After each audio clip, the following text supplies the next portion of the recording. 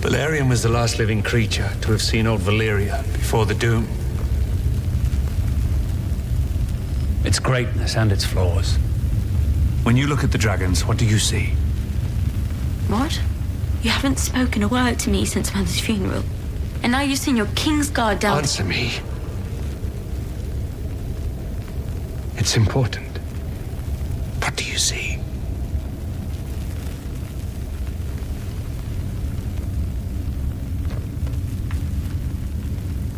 I suppose I see us. Tell me. Everyone says Targaryens are closer to gods than to men. But they say that because of our dragons. Without them, we're just like everyone else. The idea that we control the dragons is an illusion. They're a power man should never have trifled with. One that brought Valyria its doom. If we don't mind our own histories, it will do the same to us. Targaryen must understand this to be king. Or queen.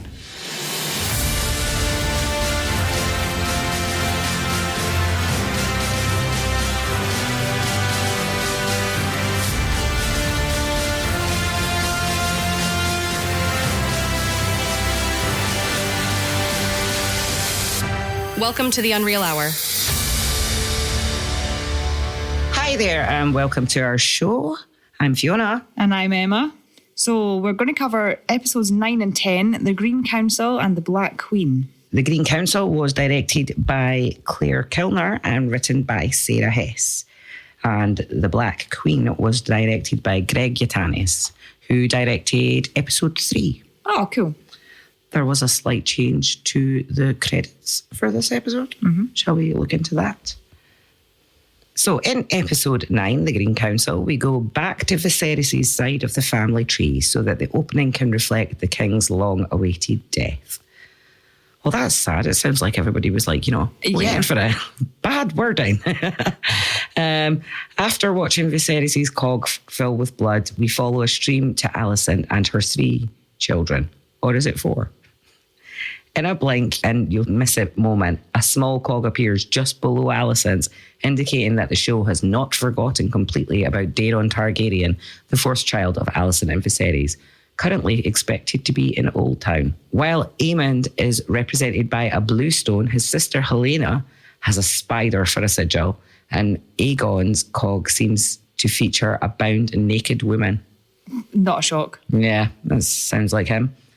Helaena and Aegon's bloodstreams intersect, forming a line that leads to their 3 children, Jaehaerys, Jaehaera, and Maelor. And last but not least, the camera gives a good look at the cogs of Princess Rhaenyra's 2 sons. So far, that's what the House of the Dragon opening sequence, or rather sequences, has to tell us. However, I would bet a dragon and an eye that the upcoming finale has even more changes on the way.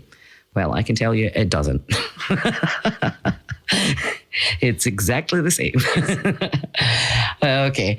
I do believe that for the next season that we are getting a new intro. Oh, that's awesome. I saw an interview or read an interview. They all just bleed into each other now, and I can't remember whether I read or saw it or heard it or whatever. But Ryan Condal apparently feels like, as everyone that is supposed to be born has been born now, that they couldn't take the bloodline thing any further. So they decided to do something different. Well, that's exciting. So it'll be interesting to see what they come up with. So what were your overall thoughts of the episode? Oh, wow. Well, episodes. Episodes, yes. Well, they were very different directors, different writers, but this is the first real sort of blacks and greens thing going on now. Now we have that division and it's there.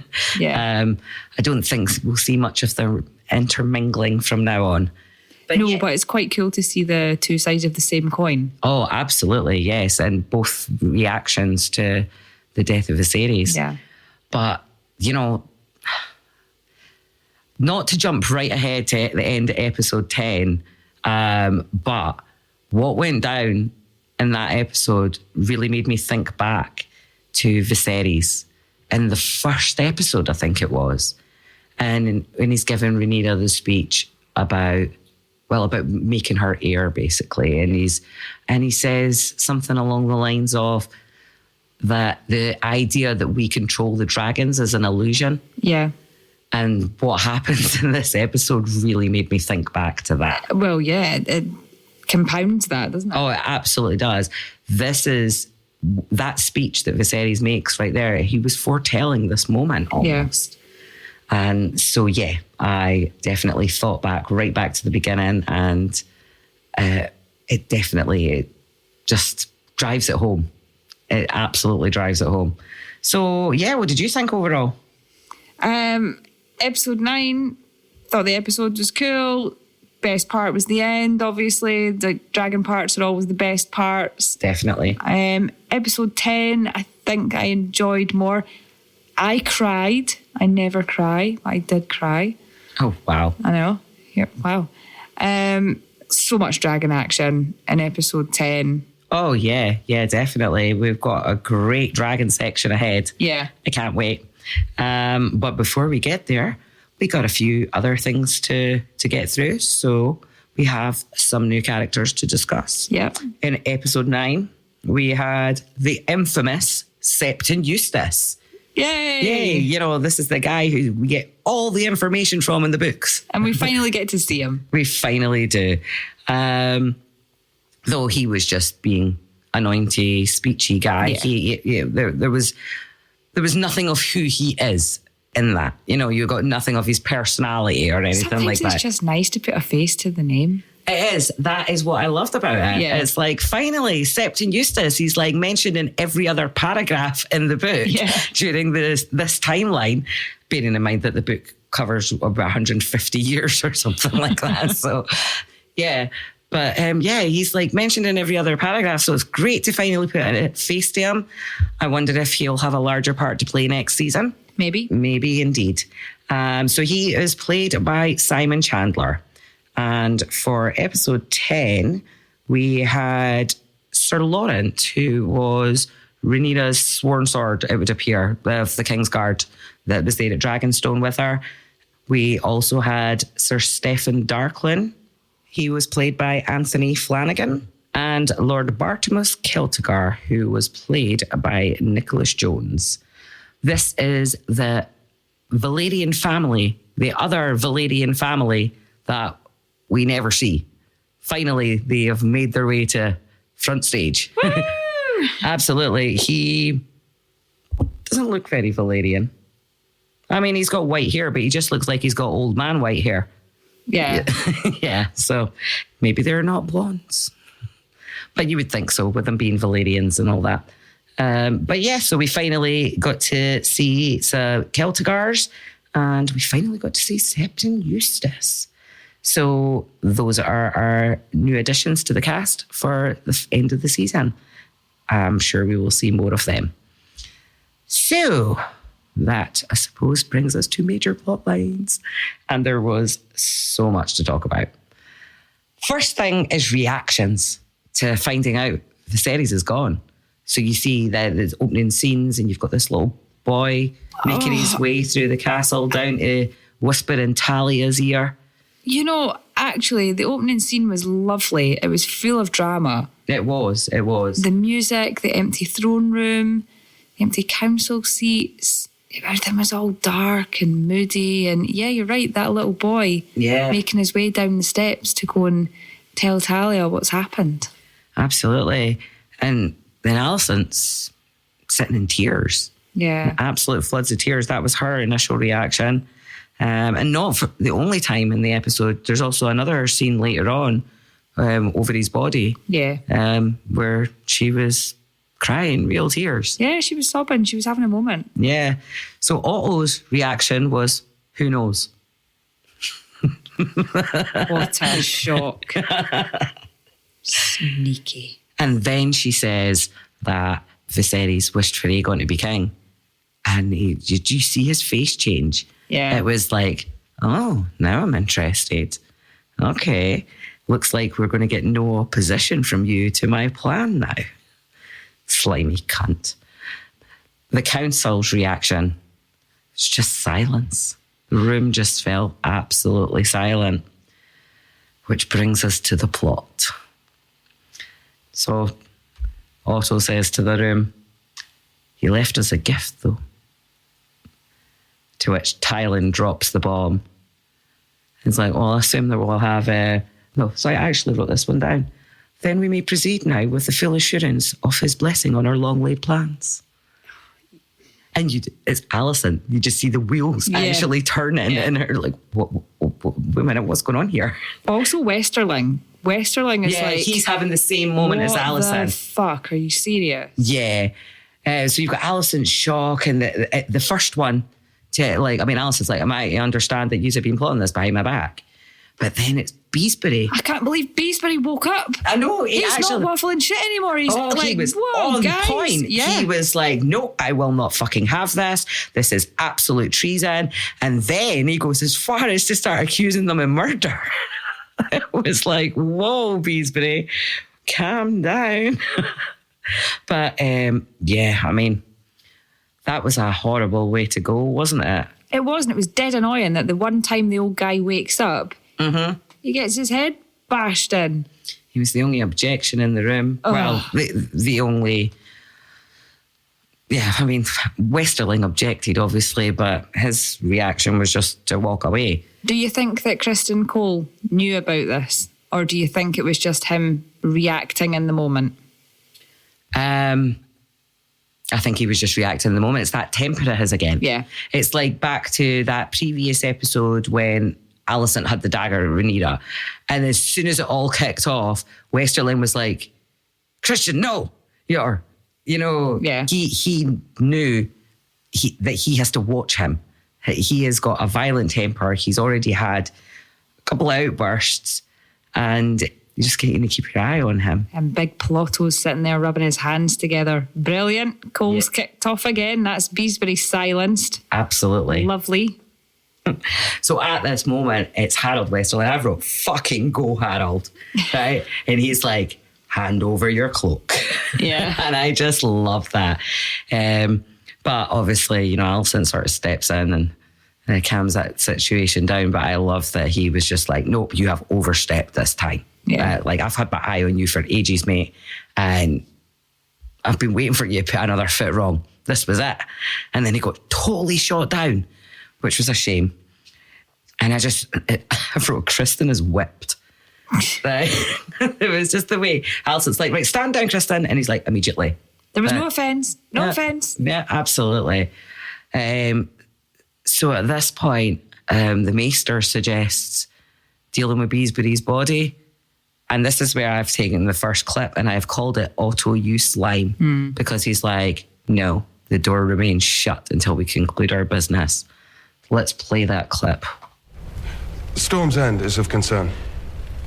We may not assume the loyalty of Lord Boris, but he has 4 daughters, all of them unmarried. The right proposal... What of Rhaenyra? The former heir cannot, of course, be allowed to remain free and draw support to her claim. You mean to imprison her? She and her wake up, family will be Alicent. given the opportunity to publicly swear obeisance to the new king. She'll never bend the knee. Nor will Daemon, which you know. So, read between the lines. What are they saying? You plan to kill them. Hey, she got there.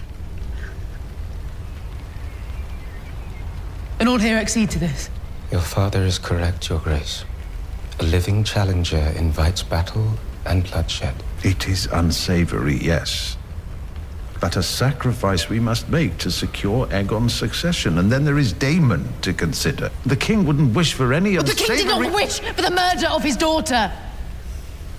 He loved her. I will not have you deny this. And yet... One more word and I'll have you removed from this chamber and sent to the wall. Oh, go, Alicent.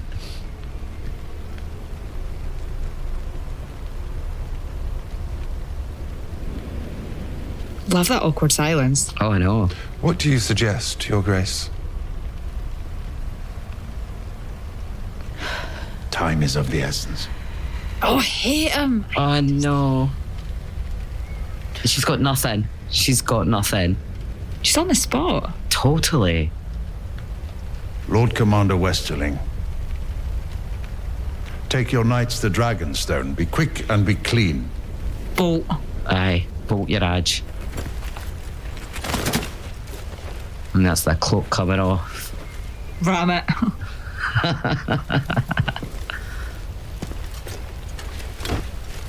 I am Lord Commander of the King's Guard. I recognize no authority but the King's. And until there is one, I have no place here. Fucking go, Harold. I love that, man. How noble. I love that. Yeah, he's a true soul, isn't he? But the thing that stands out in that scene so much is Alicent.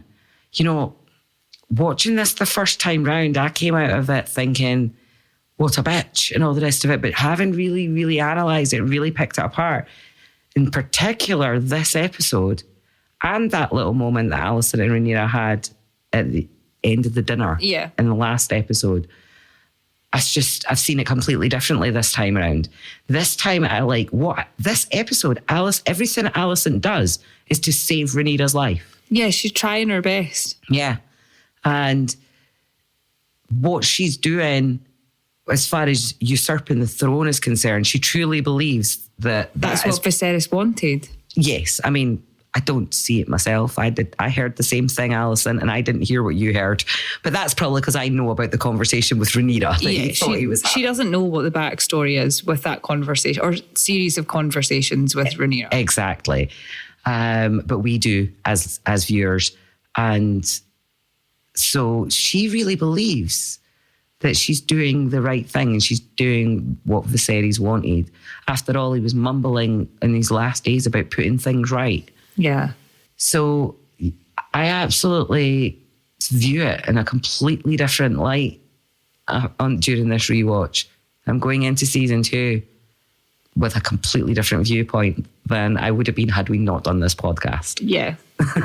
So, yeah, I hate her less. Yeah, I don't hate her at all, actually. I don't hate her at all. I mean, if you want to, choose your side and all the rest of it, I don't think I have one. I do and I don't. I lean more towards Rhaenyra because I know she is the rightful heir that she's supposed to be. That was what Viserys wanted, and the throne was stolen from her. So, in a way, yes, I do want her side to win, but I don't necessarily blame Alicent for what's going on the green side as much as I did last time. Yeah, she's been manipulated since she was a young girl. Yes. And then she's grown into a much more powerful woman, but this plotting and calculating has still been going on behind her back. Yeah, I love this episode because it's such a revelation for Alicent. Yeah, definitely. And she has that awesome moment with her dad later. So, yeah, back to where we are at the moment, though. Harold obviously walked out. He's had enough. And the next thing on this topic is that Rhaenys is locked up. And that in itself, again, I wasn't quite sure how to take Alicent in this scene. Was it desperation? I think she just said it like it is. Yeah. I thought it was an amazing scene. And yeah, in my notes it says Alicent, she tells it like it is. Yeah. And Rhaenys responds to that because that's who she is. She's listening. Yes. She's taking it in, and I think she feels the same. That you're telling it like it is. I've got more respect for you than I did have. Mm-hmm. But then good old Rhaenys, she gives it back. Oh, and she gives it back twice as good as Alicent gave it to her. And Alicent's expression, I felt that she looked exposed. Mm-hmm. And very vulnerable again after Rhaenys, because she's so cool. Yes. She's so graceful. She's so to the point. She's such a great character. Shall we hear the scene? Yes. Let's do it.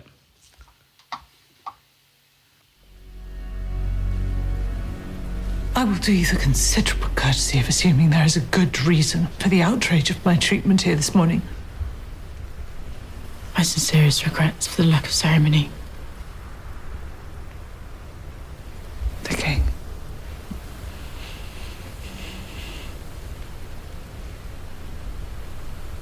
And you're usurping the throne. It was my husband's dying wish. Believe it or no, it is of no consequence. I love that she Aegon gets will it be just king. from the look on her face. Yeah. I came here to ask your support.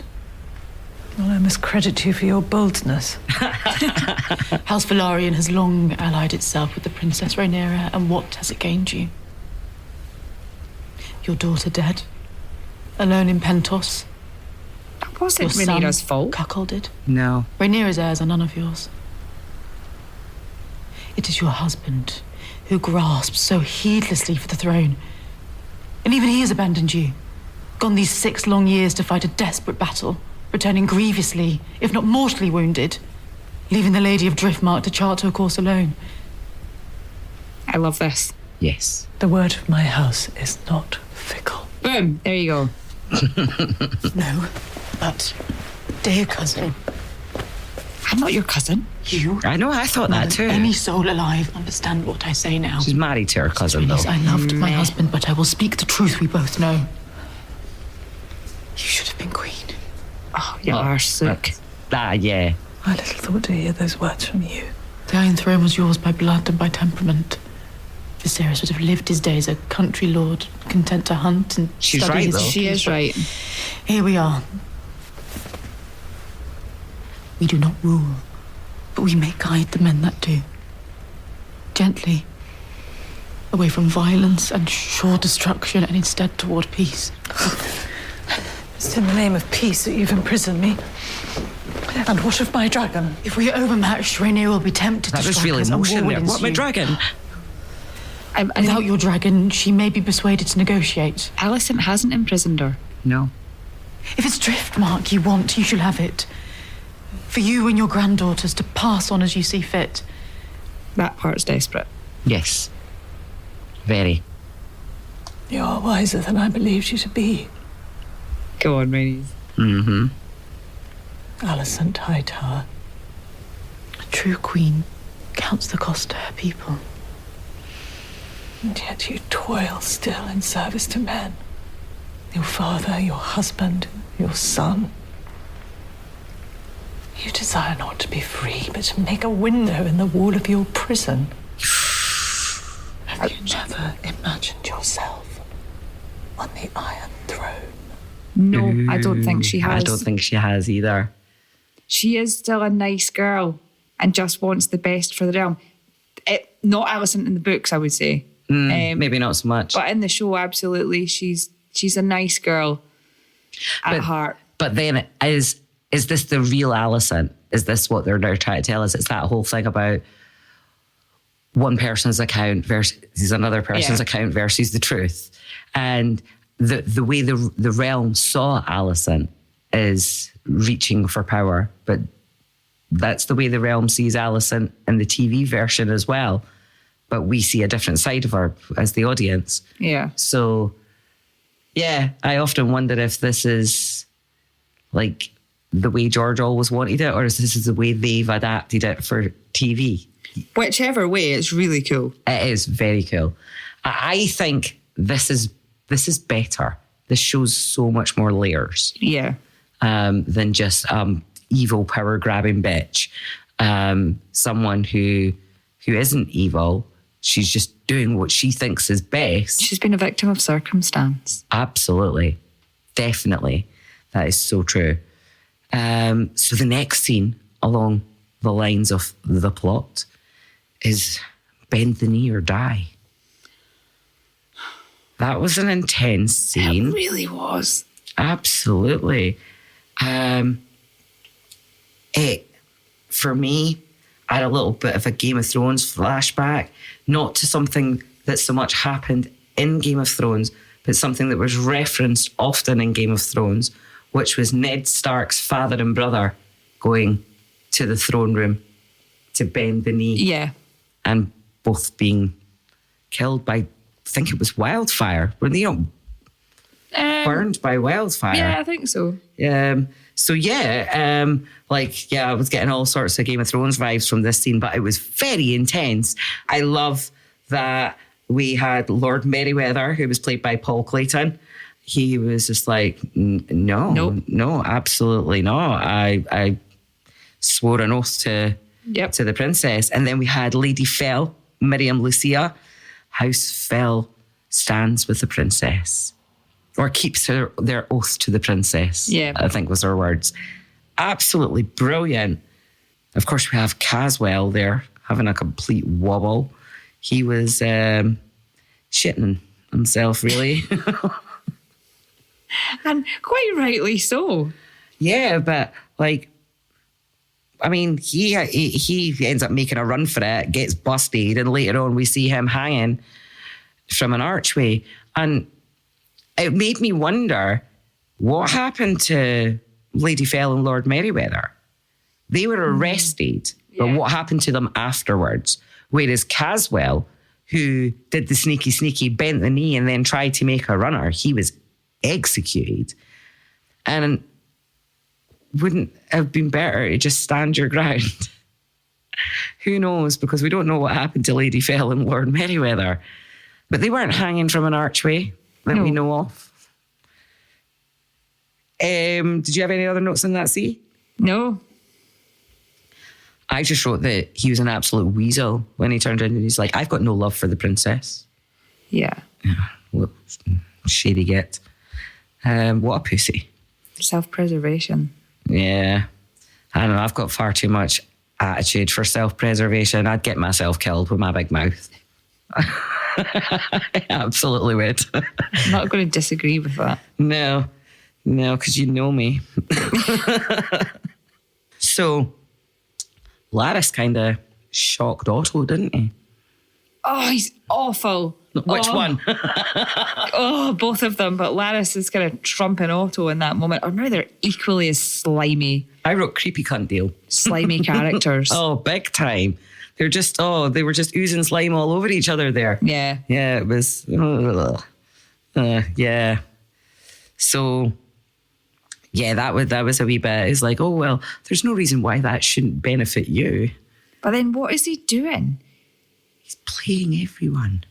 He's doing a Baelish. He's playing every game, every game, so that whenever he sees an opportunity, he can exploit it to. I mean, do you think he really sees himself on the Iron Throne? Who knows? Who knows? Oh. Every time he is in a shot, he's just more surprisingly vile. Yeah. We'll get to that. Yeah. Book. So, the next major plot line. Where the fuck is Aegon? Yeah. And one of my favourite lines of the episode is Helena, not here. It's not just that she says not here, it's the way she looks around the room. Not here. She's quite amusing, actually. She hasn't got a lot of scenes. What's her name? Fia Sabin. Yeah. She doesn't have a lot of scenes, but everyone that she does, she's in is pure gold. Yeah. I absolutely love her. So, we've got this power play between Otto and Alicent trying to outdo each other. You know, Otto sends Eric and Arik out in street clothes, and Alicent sends Kristen and Aemond, although she sends Aemond reluctantly, but she sends him nonetheless. And off the four of them go on their little mission to find out what has happened to Aegon. And I found both scenes very, very interesting. We kept flashing back between the two of them and the contrast. What notes have you got? It was more about the side plot of that, actually. The children. The children. Yes, absolutely. So let's talk about that, because like we've got, first of all, you've got the Eric and Arik ones. We get some really nice aerial shots of King's Landing as they go in to this place. Yeah. And what was there is there's children's fighting pits. This was absolutely brutal. Well, first they go to that brothel That, Oh no, that was the Kristen. It's because I've wrote my notes the other way around. I've done Eric and Eric first, and then Kristen. And yeah, actually, you're not all on your own there, because I had to go back up to my notes to get back to this bit. Because it does go back and forward between the two. So I've kind of split it into Eric and Eric and Kristen and Eamon. Yeah, which you had to do to make sense of it, didn't you? Yeah, absolutely. So let's just do Eric and Eric just now with fine pits. Cool. So what notes have you got there? Just horrendous that they've said their teeth are filed, their nails are grown, they're 10 years old, and that's what Aegon's less discriminate taste is. It's just disgusting. It's and the people they're like a baying mob. They're pushing these kids in, and it's awful. It's by far one of the worst things I think I've ever seen. Yeah. And I've seen some pretty dark and gory stuff, but that was a whole new level of just depravity. Yeah. I mean, at first I thought, is it like a slave kind of sale pit thing? And then when you find out that it's a children's fighting pit, it's really sad. So Eric's telling Eric that, this is what he's into. This is our new king. This is who he is. And of course, Eric's like, he sees it and he's just as shocked. Yeah, he's horrified. But he's like, but we swore an oath until death. And, there's a lot of toing and froing going between these guys regarding this matter. And it's hard to follow because it's hard to tell which one's which. And I'm not going to lie, I had to rewind, pause, figure out who's wearing what, look at the subtitles. And I'm telling you, by the way, on one of these scenes between these guys, the subtitles is wrong. I mean, it's not surprising because it's hard Eric to follow. when it's actually Eric. And yeah, it's really hard to follow. So whoever's done the subtitles has got this one bit wrong, which confused the hell out of me. But I eventually figured out that that's what the problem was. And then I went on to another streaming service to see if they had got it right, and they'd got it wrong too. So that was annoying. So yes, right. So that's Eric and Eric, and we've also got Christian and Eamon out, and they go to the brothel, as you say. That was funny. Yeah, that was quite funny. It was, but the madam's face when she's talking about Aegon, and she's talking about his less discriminate tastes. Yeah, and then they're like, well, what do you mean? And she's just like, good luck, guys. Mm-hmm. She's like, I'm not getting into that. No. I'm having nothing to do with that. But I love that she gave Eamon the wink, like, you've grown. Yeah. And he was like, if he could have shrunk any further under that hood. So yeah, they're back and forth, and Eric and Eric are having their wee debate about who Aegon is. And of course there's the little boy under the stairs. That's clearly of Targaryen descent. And as Eric says, and there's probably more like him as well. So that was pretty really awful. Sad. And then, okay, I'm going to have to go into a little bit of a tangent here to explain my next note. But I wrote, Aemond wants the beanie. Right? And I'm going to explain the beanie. Okay. Because the beanie comes up quite a lot in my notes this time. So I'm just going to explain it to you and our listeners. So my friends and I used to play a quite toxic survival game called Rust. Yeah. And you get various items of clothing in the game of Rust. And one of them is the beanie, right? And there was a rather funny incident where my friend Sarah got really attached to her beanie. And this was her thing. And there was lots of mucking around and trying to, fighting and getting the beanie off each other. Mm-hmm. But she got very, very attached to this beanie to at one point when she had went out in the wilderness and got killed by someone. She starts knocking on his door afterwards going, I want my beanie back. I want my beanie back. I want my beanie back. So this guy, and later on we did raid him and we got the beanie back, but that's a whole other story. But the beanie became the symbol of power for us in our little group, right? The beanie was the symbol of power. So we've had lots of ongoing jokes since then about so-and-so wants the beanie. And that's where this came from. That's what Eamon's talking about in this scene. He wants to be king. If if they come looking for me, I intend to be found. Yeah. And all that. And it's like, so Aemon absolutely 1000% wants the beanie. And he has massive, massive second son syndrome, don't you think? Yes. Oh, it's quite toxic in him, I think. I don't think either would be a good king. No, definitely not. I mean, Aemon's giving off all sorts of Daemon vibes, who's giving off all sorts of Maegor vibes. So yeah, he's impulsive and rash. He seems to have this. I can't remember exactly what he says to Kristen Cole, but we are men of virtue and all of that crap, and we don't get involved in depravities. And listen, love, just because you don't go to the brothel doesn't make you're going to be a good king. You're still a knob. No, well, for many, many reasons. Anyway, so the white worm makes an offer to the hand, and Mysaria knows all. She's reaching. Oh boy, is she reaching for a good cause. Oh yeah, can't argue with that. Love how noble she is about her. Like her cause is noble. Yeah, but she's she just got a target on her back. She's very brave, abducting the usurper. I mean, I'm not calling him the king. He's the usurper. No, he's the usurper. So yeah, she's like, she will deal with the hand only. But I have the scene, so let's play it. Fab. You yourself are the mysterious white worm, I take it. You already knew that. Or are you simply a further peel in this stinking onion? My condolences on the passing of your king. Mysaria knows everything. I did think, does he not recognise her from that time at Dragonstone? When she was with Daemon? Yeah. He does know who she is. Of course he does. He's too clever to not know who she is. So is she. Where is Prince Aegon? Yeah. I thought the prince is in Flea Bottom when no one is to be trusted.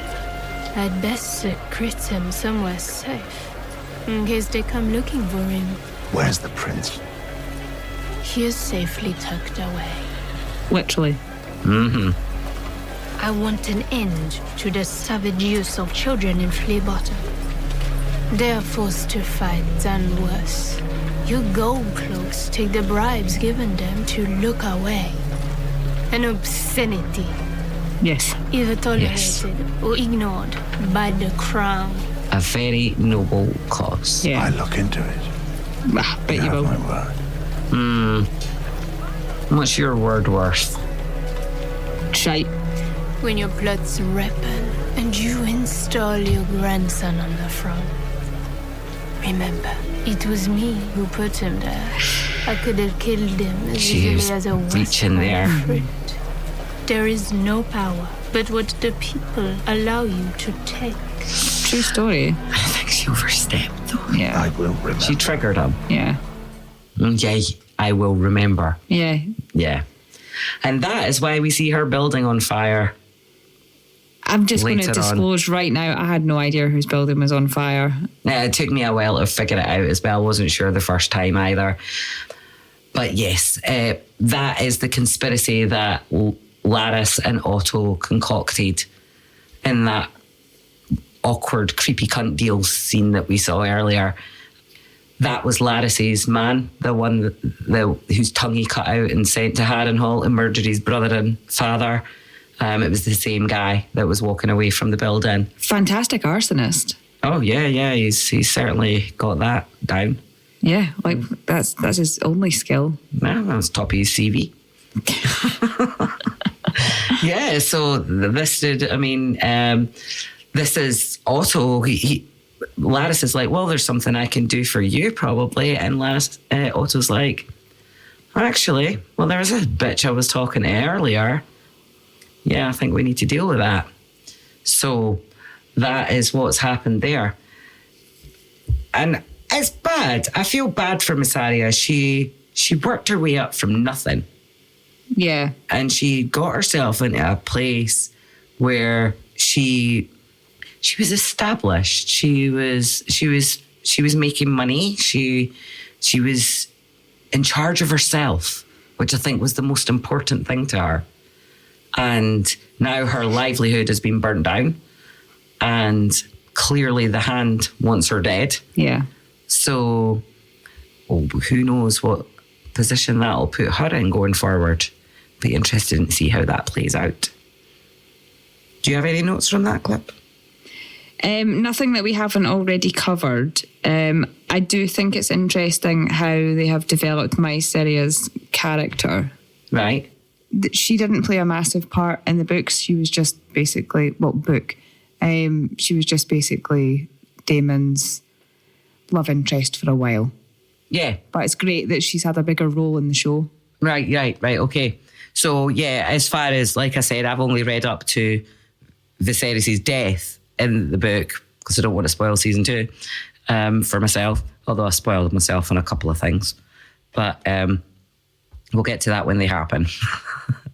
But yeah, as far as I knew as well, that she was only with the Daemon thing, but I didn't know if she came into it more later, but you're saying no. But right, okay, so she obviously directs Otto to where to find Aegon, and he sends the Cargill twins instead.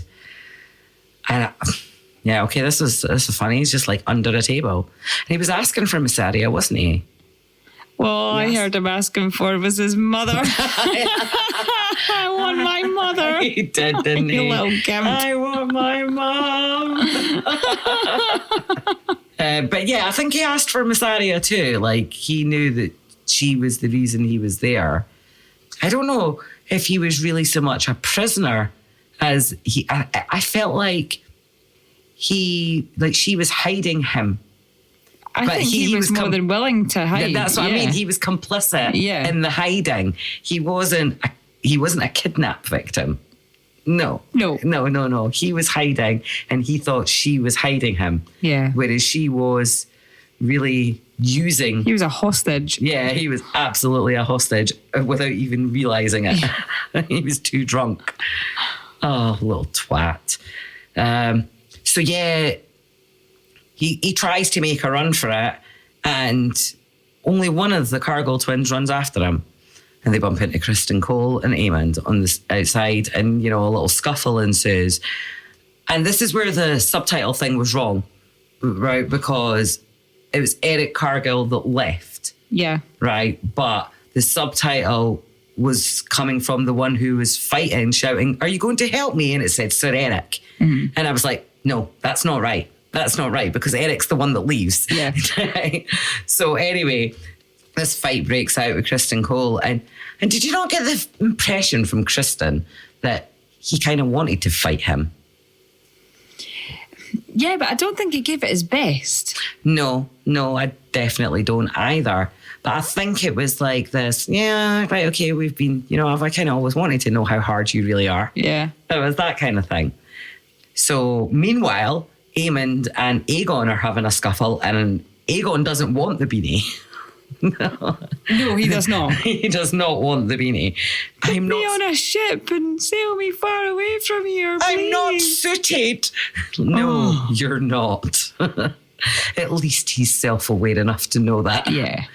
We'll give him the credit. Although, by the time he's standing up on that dais with the crowd cheering, he starting to think he could get used to it. Mm. But we'll get to that. Did you have any other notes on that scene? No. Right, so next I have Alicent and Otto. Yeah, big Plotto. Plotto. I love that. I love that she's seen him for what he is. Yes. And everything that he's done. Well, that's exactly what I've got written here, is Alicent sees through Otto now. I love her line, reluctance to murder is not a weakness. Yeah. And she's right. She absolutely is. And I love this whole, the dynamic of this episode is these two playing off against each other to try and gain control of the king. Like, whoever has the king has the control. And I think that it was just brilliant. It was great to see her working against her father rather than being his instrument for a change. Yeah. So yeah, have you got any other notes on that one? No, I think we had very similar notes on that. Just that she really wants to make terms for Rhaenyra.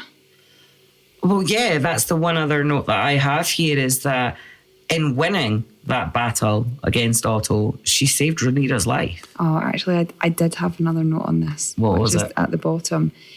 It's when she finishes saying what she's saying, and she's right, and she says very clearly what her terms are, and that crown Aegon in the morning. Yeah. Like, do it straight away, make sure the masses are there, do it in a way that will affirm peace. Yeah. Essentially. And he's just a horrible, smarmy git and says to her, "You look so much like your mother in certain lights." Oh, God, yeah. And the look on her face is just like, oh, fuck off. Oh, I know. But when she leaves, he has this moment on his own and he says, "As you wish." Yeah. So he is proud of her. Yes, but that shutting her down with, "You look like your mother in certain lights." And she's aware of that. Fuck off. Just fuck off with that. Absolutely. That moment, I mentally took note of it, but then I didn't write it down. But I'm so glad you brought it up because I wanted to talk about it. "You look like your mother." That was such a desperate manipulation. And she saw right through it this time. And her face, like you say, was just,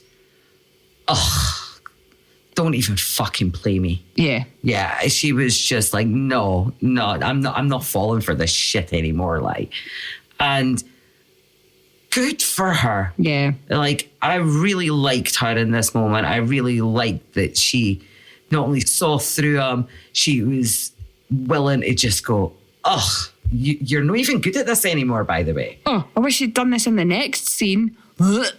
Oh, God. Right. Okay. So I'm just going to play this, right, and get it out of the way because every time I look at this clip that I've titled Laris, I go, ooh. Right, so let's just play it. I have those emojis in my notes. Yeah. There is a web of spies at work in the Red Keep. Along its threads travels news of all our doings. Your father knows this, but has left it in place. Said the spider to the fly. More than once it has proved advantageous to those willing to feed the weaver. Oh, yuck. Ugh. And this weaver watches me.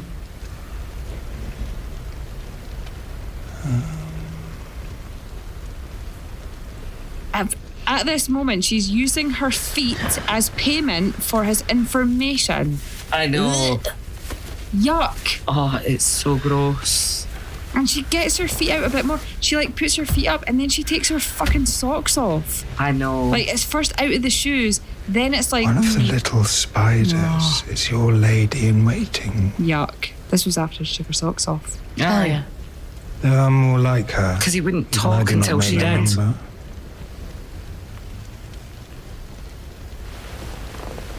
There is one way to destroy his advantage. It must be taken out at the head. When the queen dies, the bees fly without purpose. Begging your pardon for the turn of phrase, Your Grace. I assume this task falls within your expertise. If you wish it, it will be done. Now, at this point, this nasty little fucker is having a wank over her feet. Well, not literally over her feet, but she's on a chaise. Yeah, I mean, this scene is a lot longer. I just cut it off when the dialogue stopped. She's turned her face away. She's looking in the opposite direction. And he's got his hand in his robe and he's having a right good play with himself. And it's just so disgusting. And it made me think, oh, Alicent, you've really stooped low this time, love. I know that she's had these years with Viserys, and we touched on it in a previous episode that, I mean, it wasn't consensual. No, it wasn't. It was very rapey. So now she's like, well, I'll just let him have a wank at the thought of my feet or the view of my feet. It's got to be better than having to lie on my back. I know. Oh, love, come on. I know. It's just, she clearly still has very little self-respect, despite how strong she was showing in the previous scene. Yeah. But at the same time, it's like, or is it just that she really, really wants the information. But anyway, the whole scene is really, really, really disturbing, but it makes me wonder, like, how did this come about the first time? How do you approach a queen and say, get your feet out, I fancy a wank? I mean, it's just, doesn't even bear thinking about. Let's move on. Oh, geez. Right, so this brings us up to Coronation Day. And it is chaos. First thing that happens, of course, is that in the middle of the night, Eric Cargill decides to free Rhaenys, which is absolutely fucking amazing. Yeah. Love that. He's already decided, fuck this. He's even walked out on his brother. And he's collected his armour first, you know. Like, you know, he was in street clothes, which you think would be better for an escape. Yeah, I did kind of think you're not really incognito anymore. Yeah, he's like marching through the streets with his white cloak floating behind him. And I'm like, yeah, you stand out, mate. It's in my notes. So as they're going, you see the fire as well. And of course, yeah. So now we know what the fire was. Didn't have a clue the first time I watched it, though. No. And then the crowd start getting steered towards the dragon pit, and him and Rhaenys get split up. Yeah. Did you notice how quickly it turned from night to day? Yeah, well, it was very dawn-esque, wasn't it? Yeah, it was just before dawn when they were escaping, and then all of a sudden it's like bright daylight. Yeah. But I suppose it would take time to get through the streets. They were heading... Look, I've been there driving to work. Or particularly when my daughter did figure skating, you know, like those such early mornings, and then you're like, whoa, wow, we're here and it's light. We left half an hour ago and it was dark. Mm-hmm. And it was one of those. So where was I? So the crowds start pushing them in a certain direction, and I love this moment when Rhaenys realises it's the dragon pit they're heading for, and she just gets this little smile on her face, and she's like, that's where I wanted to go. He wasn't going to let me go there, but now I get to go there. That's fab. Now I can get out of here. Yeah. And you just see her whole plan wash over her face. Yeah. It's brilliant. So meanwhile, we see the royal carriage making its way towards the dragon pit also for the coronation. And I clipped this because, well, I just found the scene a little bit, I don't know. I thought it was quite touching between the two of them. I think that's the word, yeah. It was a moment, it was a side to both of them that I don't think we've seen. Yeah. So, interesting. Have the decency to look grateful. Do you know what has been done to give you this day? In an hour you will be king. And my father never wanted this. That's not true. He had 20 years to name the heir and never did. Steadfastly, he upheld Rhaenyra's claim. He changed his mind. Wow. He could have, but he never did. Because he didn't like me. Aww. And yet, with his final breath, he whispered to me that you should take his place for the throne. And she really believes that. But he doesn't. No.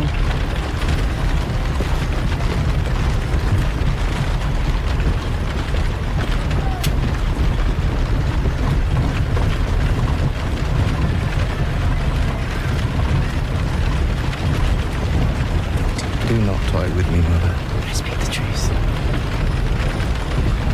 So she's giving him the dagger.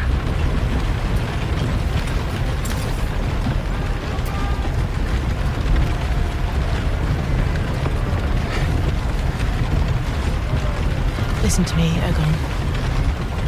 Your grandfather, the Hand, will try to impress on you that Rhaenyra should be put to the sword. You must reject this counsel. You must not rule with cruelty and callousness. For all her faults, she is your sister, your father's daughter. Do you love me? No. Oh. You imbecile. Oh dear. It's the way only a mother could to her child. You idiot. Of course I love you. And it's very moving, the scene. You can see the love that Alicent has for him, but she also, she wants to guide him towards the right path. Yeah. And away from the wrong path, which is murdering Rhaenyra. And like I said, throughout this whole episode, Alicent's entire mission has been to save Rhaenyra. She's not working against them in any other way. It's just on this one fact. She's smart enough to know that the masses will want a king. Yes. Because there's never been a queen. Exactly. And yeah, the people will be quite happy to accept a king, and she thinks that's what Viserys wants. And, you know, half the court have been plotting to put it into place anyway, so, you know, let's just roll with that. Yeah, how to firefight the best outcome. But she just murdering Rhaenyra, that's where she draws the line. Yeah. And I want to say she's... Okay, as much as I don't condone murder, in the world that they live in, I think Alicent's being very naive. Because as long as Rhaenyra lives, people will flock to her side to oppose them, which will bring war. Yeah. So if we're looking at this purely from Alicent's perspective, I think her plan to keep Rhaenyra alive is very naive and unrealistic. As long as Rhaenyra lives, there will always be opposition. Yeah. Which means there will be inevitably war. Like after the War of the Roses, as brutal as it was, the last remaining heirs of the York side were executed, and what followed was decades of peace after decades of war. Yeah. As soon as there was no more opposition, the wars ended.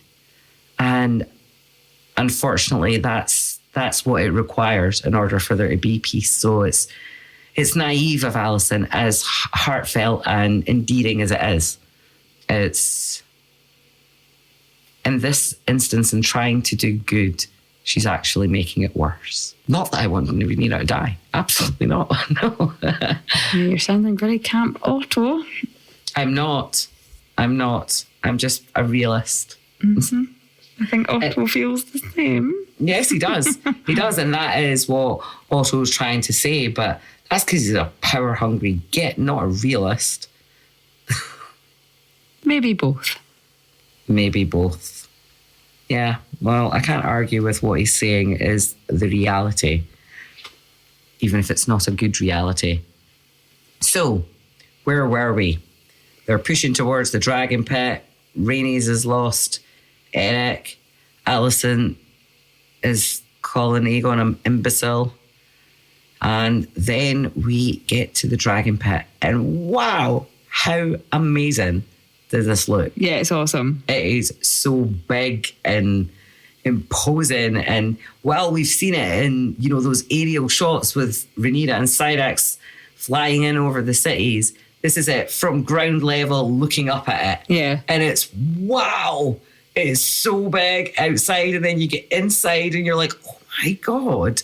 And then, you know, like all these people and all this noise, and I'm thinking, what's going on with the dragons downstairs? Are they like not a little bit freaked out by all this noise? Well, I know my dog goes nuts when anybody passes the door, so I can't imagine what dragons are doing. Yeah, with thousands of people trotting about above their heads.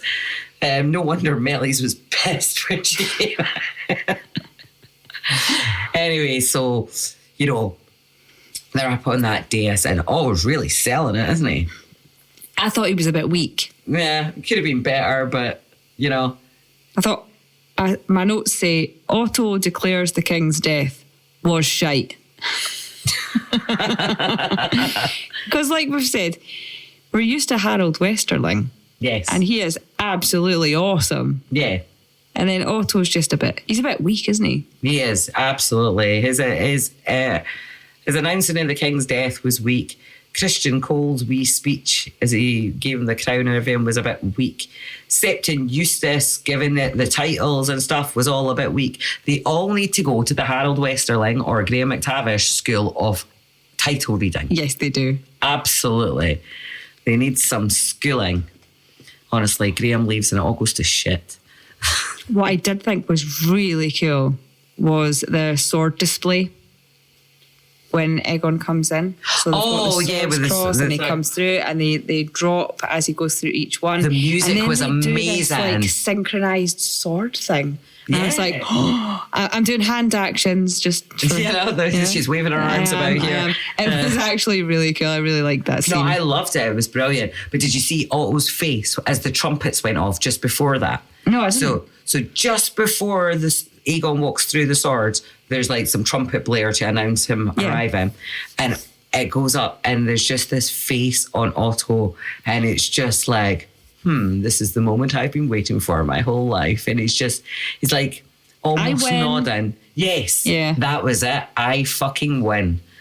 So yeah, we've got this face for Otto and then Aegon makes this walk and the music was awesome. It was awesome. I loved the music during this walk. It was really good. Meanwhile, we see Rhaenys sneak off. Yeah. And then, Aegon gets up onto that dais and anointed by Septon Eustace, and then he stands and he looks at every single member of his family, looking for their submission, I suppose. Yeah. No, perfect. Yeah. Yeah. Aemon gives him the side eye. Did you see that? Just one side eye, though. Yeah, just one side eye. Absolutely. So he's crowned by the new Lord Commander of the King's Guard. Twat. What a prick. And he's equally as shite, to be honest. Oh, God, he was. Absolutely. And cheeky, I thought. Yes. He says something about the one true king or something like that, but then it's Septon Eustace that actually says, Lord of the Seven Kingdoms, Protector of the Realm speech. And all this. He was all right, but it wasn't quite Graham McTavish. No, I thought he was on a par with Otto, to be honest. Yeah, they were all sort of middle of the road. You can tell that, like I said before, when you look at your script and you see that all you've got is title reading, you're going to be the best damn title reader there ever was. I did think it was a bit slow on the applause, which was kind of an awkward moment. There was a few seconds of silence, but then the crowd seemed happy. They were like, right, okay, we've got a new king. Excellent. Yeah. We know from Rhaenyra's walks through the streets in King's Landing after dark that the people generally were for the young prince as opposed to the princess anyway. And I did feel that it gave him a look of confidence that he'd never had before, that he'd maybe never felt in his life. Oh, yeah. This is the affirmation that he needed. Yeah, I wrote looks and bows. There was... And I wrote, Aegon could get used to this. Yeah. And then I wrote Otto too. Because he had another moment. There was another Otto face. Yeah, I felt that Otto face was kind of looking at Aegon like, great, I can manipulate you. You're weak. Yes, exactly. Yeah, I saw that too. But the other thing that stood out for me in this moment was bloody Blackfire. Yes, it was stunning. Yeah. We've seen the sword so many times, but I think that was the closest shot we'd ever had of this beautiful, ornate handle. Yeah. Oh, it was lovely. What a sword. What a sword indeed. And so, I believe this brings us to the end of the scene, if we are leaving Mellies to the dragon section. Yeah, go on then. Let's leave Mellies to the dragon section. Absolutely. So that brings us to the end of episode 9. And now we shall take a short break and we will move on to episode 10.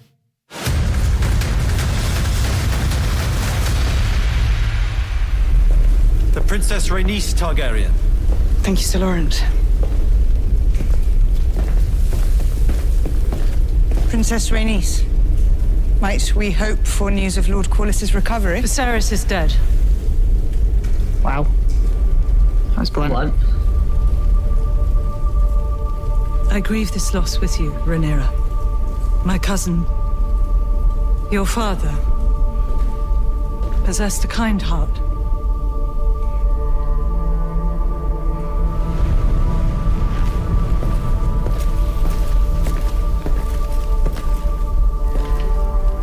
There is more.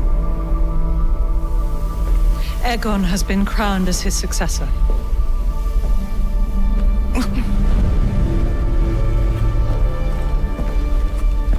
They crowned him. How did Viserys die? I could not say. How long ago? A day passed, perhaps two. I was made a prisoner in my quarters while the Queen made her preparations. Viserys has been slain. Alicent demanded you declare for Aegon. She did. I refused her. And yet you are alive. The High Septon crowned Aegon in the Dragon Pit. I witnessed it myself just before I fled on Meleys. They crowned him before the masses. So that the masses would see him as their rightful king. That whore of a queen murdered my brother and stole his throne, and you could have done more for it. A war is like to be fought over this treachery, to be sure. But that war is not mine to begin. I only rush this warning to you out of loyalty to my husband and to my house. The Greens are coming for you, Rhaenyra. And for your children. We should leave Dragonstone at once. Ooh.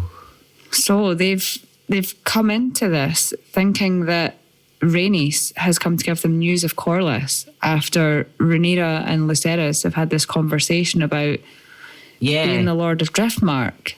Yeah, Luke was pondering over the map, looking at Driftmark and thinking to himself, I get seasick, man. Yeah, like before the boat has even left the dock, I want to be sick. Yeah. And my grandsire is the master of all ships. He's a fantastic swordsman and sailor, and he's the coolest guy ever. And I I'm choose to fill. Yeah. And Luke does not want the beanie. No, he does not want the beanie. But then Rhaenys comes in and drops the bomb so bluntly. Viserys is dead. I know. Jeez, Rhaenys, come on. Yes, your tact was not her strong suit in that moment. No, it wasn't. But she had to get her point across and get her point across quick. Yeah, because every minute, that passes, they're getting more and more support to their side. Yeah. And they've got the jump. Yeah. And so she needed to level the playing field. Yeah. And, despite declaring no side at this point, I think her actions speak volumes. Yeah. Yeah. Rhaenyra seems to be in complete shock. Yeah. Her labour's begun. Daemon is furious. Yeah, oh God. And he thinks that, that Viserys has been murdered. Yeah. Although, I'm not sure that was so much labour as miscarriage. Well, yeah. Early labour. Early labour. I wrote early labour, but that was triggered by shock. Yeah. And it was very, very intense to watch that. It was acted tremendously. It was. She was so brave. And even when the midwives asked, or pleaded rather, let us help you. No, she had to do it herself. She knew it was too early. She knew something was wrong. I wonder if her mind casted back to her mother's labour, and if she wondered, is this going to be the end of me? I won't let it be the end of me. I will decide. Yeah. And that's why she did it on her own. She's like, I'm getting this baby out. Yeah. I think deep down she knew it was not going to be alive, and that she had to just get on with it before the world crumbled around her. I cried. Oh, me too. It was very, very, very hard to watch. It was. I've just wrote the birth scene with some exclamation marks. I wrote the birth is fucking hard to watch. And the hugging him, and it seemed to go on for a few hours. Yeah. And then the wrapping him, she does that herself. She seems very alone, although there's people in the room with her. And then the shot goes to Daemon on his own on the beach. Yeah. I got Maegor vibes. Yeah. I never thought about that until you said it, actually. But yeah, you know. Maegor's main thing was to, I mean, Daemon has heirs, but it was that losing children that tipped Maegor over the edge. And yeah. I feel like this is losing his brother and losing one of his children. Yeah. Has tipped him over the edge. And while Viserys has maybe been dead for a day or so at this point, he just found out. So yeah, this is like one loss after another in the same day. It's a lot for someone to process, and especially someone as complex as Daemon. Yeah, and he's been there before when he lost his wife and child, but I think Viserys was the only person in the world that he was genuinely that close to. Yeah, for sure. It was very sad, the whole thing. It was reading like your Emma Darcy, opening scenes for her in this series was labour. Yeah.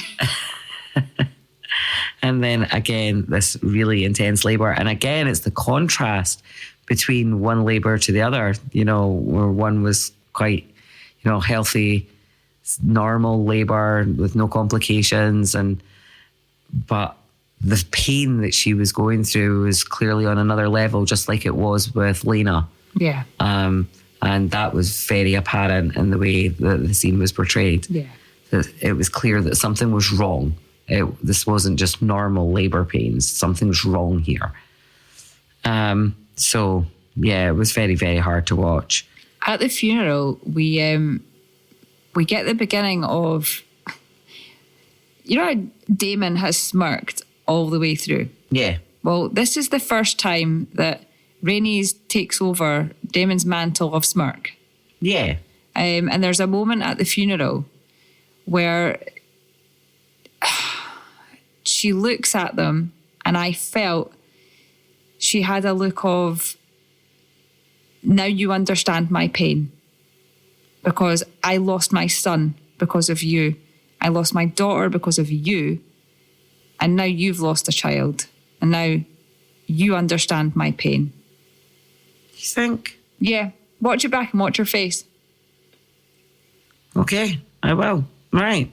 Interesting.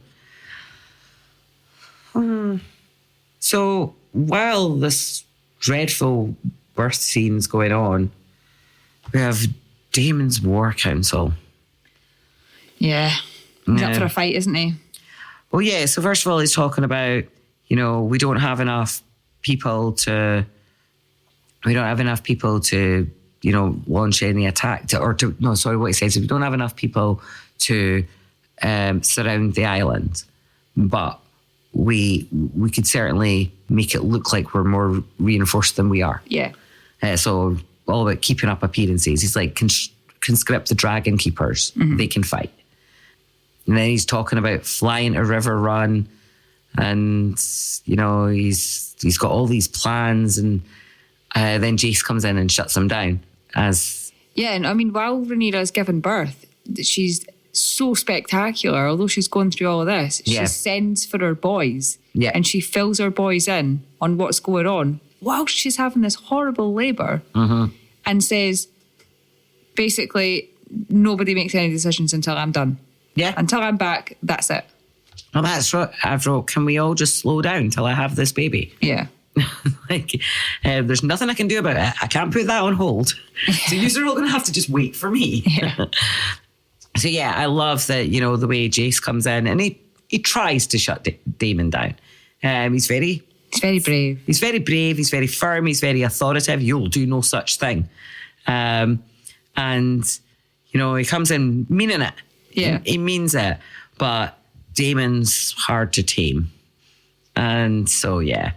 At this point, I wouldn't say Daemon undermines him, but, you know, threatening to roast a couple of guys is maybe not the waiting. It's a total stepdad thing, isn't it? Yeah. I want to teach you a lesson, but it's a bit harsh. Yeah. Yeah, it really was. So yeah, it's all very tense, and you know, Daemon's like, we'll talk about that scene in the dragon section. Yeah, but Daemon's raring to go. He's like, fight, brilliant. Let's get in there. The best he gets is a raven. So true. So yeah, Rhaenyra has tended to her baby, and they all go for the funeral. And I loved this scene. I just thought this scene was just absolutely, it was so moving on so many different levels. Yeah. I did not see the thing you said about Rhaenys. I saw her smirking, but I felt like she just wore a permanent smirk all the way through this episode, and it was so hard to read. I was never sure what she was smirking about, because she was clearly on their side but unwilling to declare. As a mother, I think that's where she was coming from. That, like she said, the stranger has visited her so many times. Now it's your turn, Rhaenyra and Daemon, because she feels like Rhaenyra and Daemon have taken her only children away from her. Yeah. I mean, you could be right. I don't want to believe that, though, because, like, I wouldn't wish that pain on my worst enemy, and I don't want to believe that Rhaenys did it too. I think if someone had taken your children away from you, maybe. I don't think anyone is above looking at someone who's going through that pain, because no one knows that pain until they've gone through it. Yeah. I don't think anyone is above looking at someone and thinking, now you understand. Now you know how I feel. Yeah, you could be right. Wow. Some pretty intense stuff going on there, isn't there? Yeah, there's so many themes. Yeah. So they say goodbye to the babe, and a stranger arrives. And I just love this moment. In fact, I'm going to play this because it's just so cool. I swear to ward the Queen with all my strength, and give my blood for hers.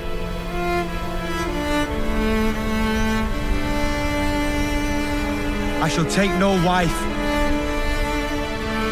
hold no lands, father no children. I shall guard her secrets, obey her commands, ride at her side and defend her name and honor.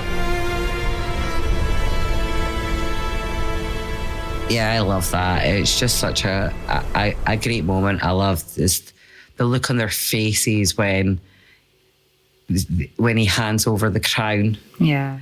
And they realise how this guy is really on our side. Yeah. And yeah, it's a really touching moment, and it just gives that significance, I suppose, to Rhaenyra being queen, that they have the ability to crown her now. Yeah. And I love it. It was such a good moment. What a nice moment to get her dad's crown. Yes, exactly. Something to lift her up after what she has just been through. And I think it's lovely in that moment that Daemon crowns her. He puts the crown on her. But I have to say, this is probably the only moment in this episode that I like Daemon. I would agree. Yeah, it was. He was quite frosty this week, for sure. But everybody bows at this point except Rhaenys, and I felt it was a statement of, I will not declare until I've spoke to my husband. Yeah, absolutely. So, and she doesn't have long to wait. No, she doesn't. She doesn't, because he's on his way. So yes, that brings us to the war table. And that table is so cool. God. That was in my notes. Oh, that was probably one of the coolest things I have seen in Thrones history. Yeah. Yeah, like I did not know it did that. That was wicked cool. I love it. Oh, it was so cool. I want that table even more now. It glows, but with that function. Yeah, it fucking glows. It's so cool. Loved that scene. Loved it. But once everyone is then gathered around the table and discussions take place, Rhaenyra asks where they stand. Yeah, they have 30 knights, 100 crossbowmen, and 300 men at arms, which is good for defence only, really. Mm-hmm. Not good for mounting any sort of attacks, but they could hold Dragonstone with that. Easy. He also reckons is that you can maybe get some of his old buddies for the City Watch. The houses that have signed up already are Celtigar, Staunton, Massey, Darkland, and Bar-Aemon.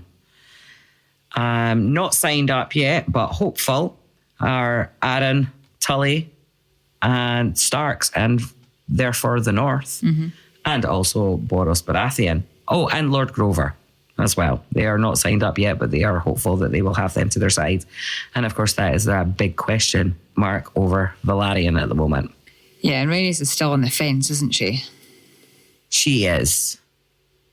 I think it's maybe this scene that kind of decides it for her. You know, everybody's ready to go. And she can see Rhaenyra's hesitance. And it's not because she's scared. It's not because she's not capable of leading. It's because she doesn't want to start a fucking war. She's very regal, isn't she?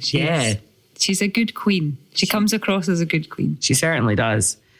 So the Greens have 3 adult dragons. The Blacks have Syrax, Caraxes, and Melis. Do you see that look? I love that Rhaenys is like, okay then. When did I sign up for this? Yeah. They also have Vermax, Arax, and Tyraxes. Although Tyraxes is about 7 years old at this time. So I don't know how big a 7-year-old dragon is. In my mind, they're still lighting candles at 7. Yeah. Absolutely. Like birthday cakes and stuff. There's not a lot of death Dracarys going on there. No, definitely not. They're maybe roasting sparrows at this point. Who knows? I don't know. I'm just trying to think about how long was Daenerys' journey from, you know, her hatching her dragon eggs until, you know, she had full-grown dragons flying about over Essos, burning sheep and little boys. Well, if it was more than 7 years, she looked very well. Yeah. I don't know. They never... Game of Thrones time is really hard to follow. Yeah. It's been a lot easier in season 1 of House of the Dragon because we've had some very clear time jumps. Yeah. But Game of Thrones time was very, very hard to follow, and I'm not entirely sure, without taking a deep dive into it, exactly how much time passed before there was a full-grown dragon. Mm-hmm. But they also have Moondancer. Unclaimed, there is Sea Smoke still in Driftmark.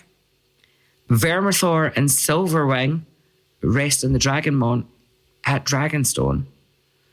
And there's also 3 wild dragons who all nest at Dragonstone. And I didn't know that before this speech. Huh. I knew there were 3 wild dragons kicking around the 7 kingdoms. I didn't realise that they nested at Dragonstone.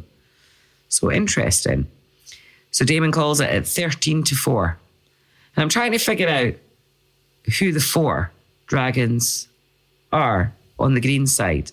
We've got Vhagar, Sunfire, and then we're stuck. Yeah. So 13-4. It seems the odds are certainly favour the Blacks when it comes to a dragon fight. But then there are 2 big badass old dragons there. So yes, I've lost my chain of thought now.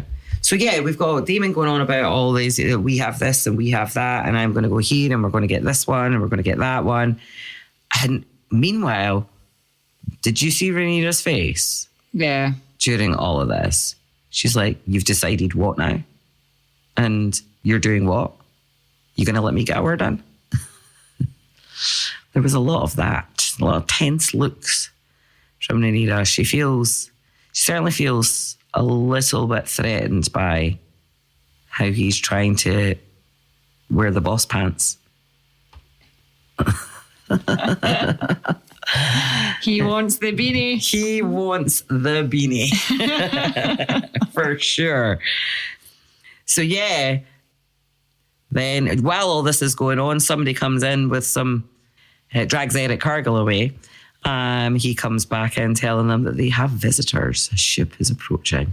Oh, lovely. Yes. And then it's deja vu on the Dragonstone Bridge. I love this, actually. You ever felt like we've been here before? Yep. It was all very familiar. What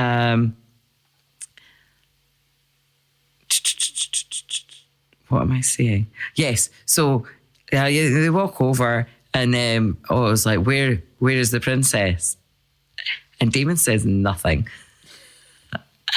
And I love this. And I've just wrote, sometimes silence is more threatening.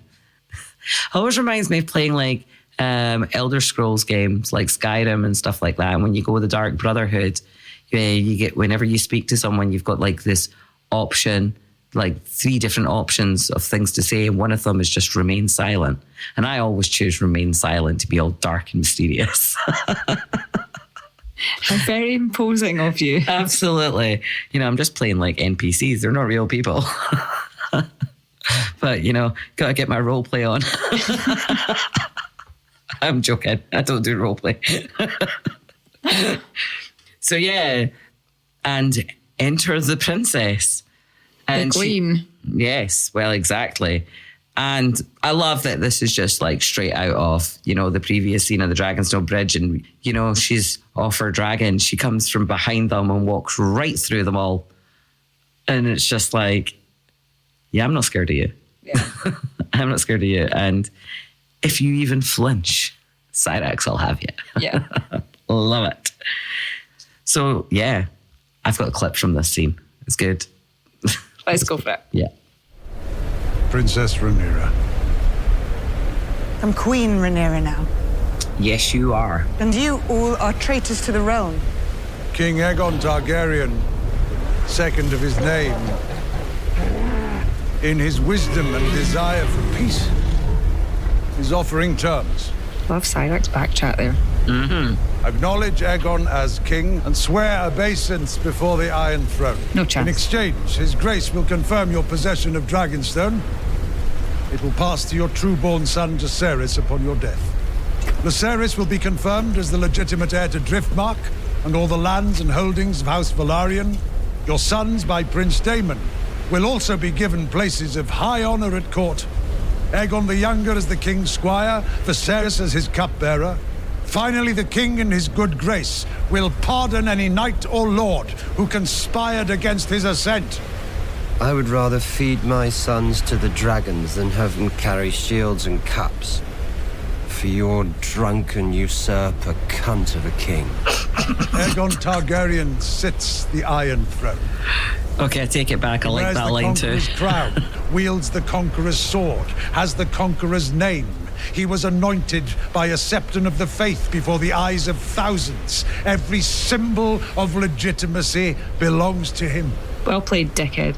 Mm-hmm. And then there is Stark, Tully, Baratheon, houses that have also received and are at present considering generous terms from their king. Stark, Tully, and Baratheon all swore to me when King Viserys named me his heir. Stale oaths will not put you on the Iron Throne, Princess. The succession changed the day your father sired a son. I only regret that you and he were the last to see the truth of it. You are no more hand than Aegon is king. Fucking traitor. Yes, you tell him, hen. He absolutely is. Do you know, I just noticed it there here in the audio. I don't think I noticed it in previous clips. The way he says, Dragonstone will pass to your trueborn son, Viserys. You know, it's funny. I thought it's funny how he never choked on a single word, because they're not his words, they're Alicent's words. Yeah. But he never faltered. So kudos to Otto for not choking on his words, because I bet he didn't mean a single word of it. Yeah, absolutely. I love the way she just rips the pin off him and throws it away. But then he's a horrible backhanded arsehole and hands her that page from the book. Oh, I emotional blackmail. Yeah, what a dick. Oh, total emotional. But that was Alicent that sent that as well. And I do believe it was emotional blackmail on her part too. Yeah. Yeah. I mean, but not from the same perspective though, because she does want peace. She just wants, oh my God, Rhaenyra, I just want you to live. Please listen to me. This is my last desperate play to say to you, we did love each other. Yeah. I mean this. It's heartfelt. Please accept it. Don't listen to my dad. He's a cunt. We know he's a cunt. Yeah. But it's me that's saying this, not my dad. Yeah. So things that stood out in this scene for me was in this moment when Rhaenyra marches towards him to rip the pin off him, and all the Kingsguard go for their swords. Yeah. And it's the face-off between the Cargill twins. There's just when they're looking back and forward to each other, and it's just like there's a tension there, and like they don't want to fight each other. I just wish Cyrax had roasted them, and that would have been it. Yeah, that could have worked. But yeah, with the Cargill twins, it's like in the book, fate just put them on different sides. In the show, they've made it a choice. Yeah. In the books, I think Eric Cargill just ended up as Rhaenyra's sworn sword just before Viserys died. And it was just fate that made it that way. But this time it's a choice. But just because they've chosen different sides, they don't want to fight each other. Yeah. And here they are on like day one of being on different sides, face to face. And it's tense.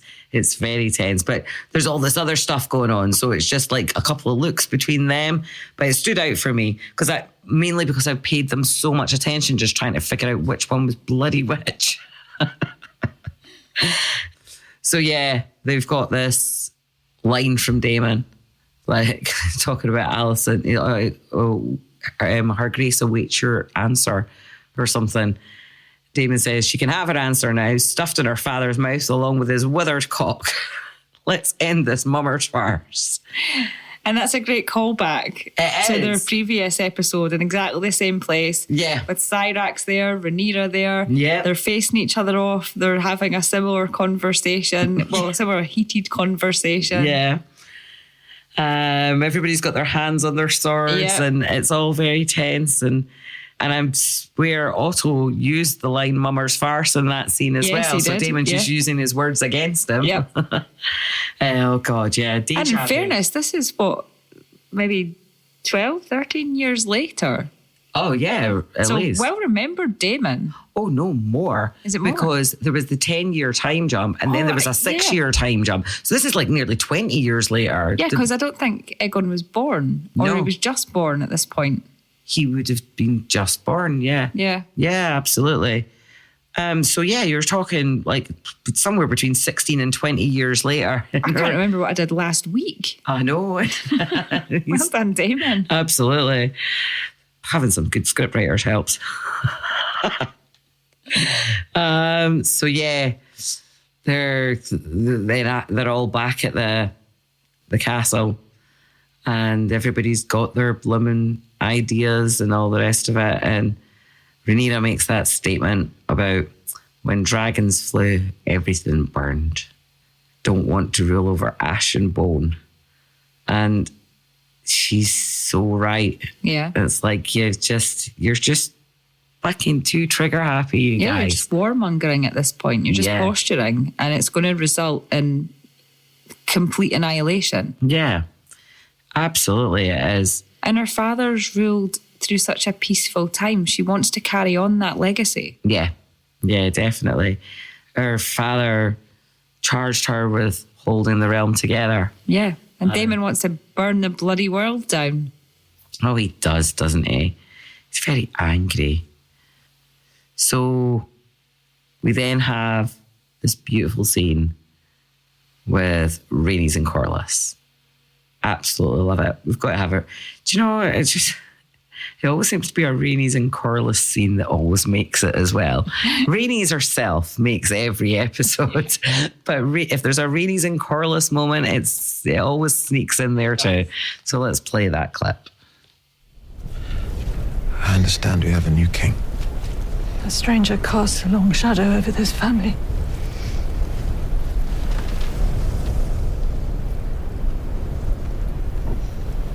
Your brother is also dead.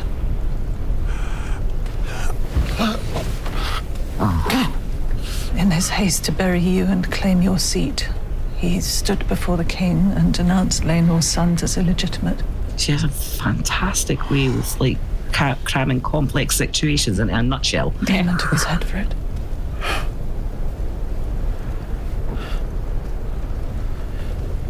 Heedless ambition has always been a Valyrian weakness. I had noticed. You are right, Rhaenys. I reached too far. And for nothing. Our pursuit of the Iron Throne is at an end.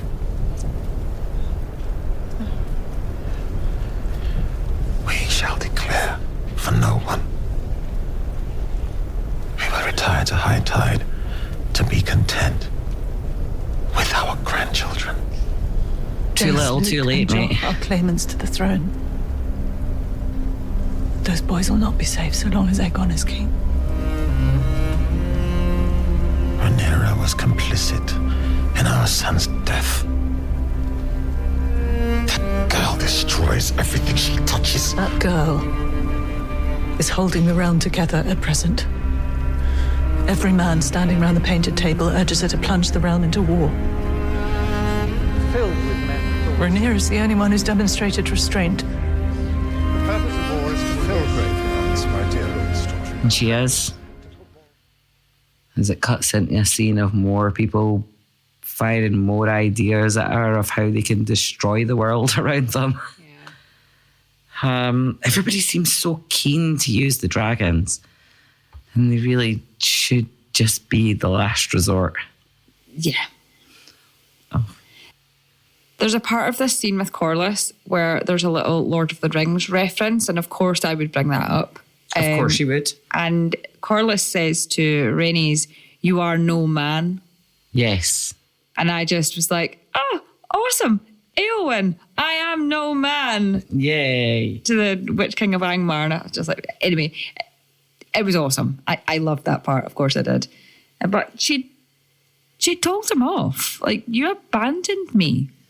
Yes. I didn't play that part of the scene because it was a long scene. Yeah. But yeah, that was how the scene started. But it's valid to say. Like she was, we lost both our kids and you just fucked off and left me to deal with my grief alone. And yeah, you were a dick, man, and I'm still standing here giving you respect. Yeah. So you need to listen to me now, because what I have to say is real. I've been here. I've been witnessing it. You were off dealing with your grief in your way, but I've been here. So you need to listen. Yeah, absolutely. She called him. As she does, because she's fabulous. Yes. So the next time we see them all round the table again, enter Corlys. He calls her princess first. Yep. He does. But when he says that, you have my ships, my allegiance, he does call her your grace at that point. He does. And I love the look on their faces when he's like, in my almost demise, we've won the Stepstones. Yes. Like, we can shut this shit down. Like, the narrow sea is ours. We can cut off their trade. We've got this girl. And they're like, brilliant. Yeah, we never thought of that. But yeah, it's like, I almost died out there, but guess what? We now control the Stepstones. And that is pivotal. Yeah. Absolutely pivotal. But the other thing that Daemon is saying is right, is that the Riverlands are essential. Yeah. The Riverlands are like the gateway to King's Landing. And they need that. Everybody's going to want that. Both sides know that this is essential to controlling everything, to win that area. You hold that ground or you lose it all. And Rhaenyra she's so focused and calm, and receptive, but processing, which is great. And they've had this fight, where he has her by the throat. Oh yeah, that was before this, wasn't it? Yeah, and even after he's had her by the throat, she still kind of is like, well, he never told you, did he? Mm-hmm. And the smirk on her face then. She's like, great. She's like, because he never, ever meant for you to be here. Yeah, she has that initial shock that, oh, shit. Your stint at being heir was just a placeholder. Yeah. Because he never told you what really mattered. So yeah, that was great. I loved the moment when they were like, so if we can cut off this little bit, we'll control all the ships going into King's Landing. And Rhaenys is like, I shall take Melis and control the gullet myself. Brilliant. And I'm like, yes, Rhaenys is in.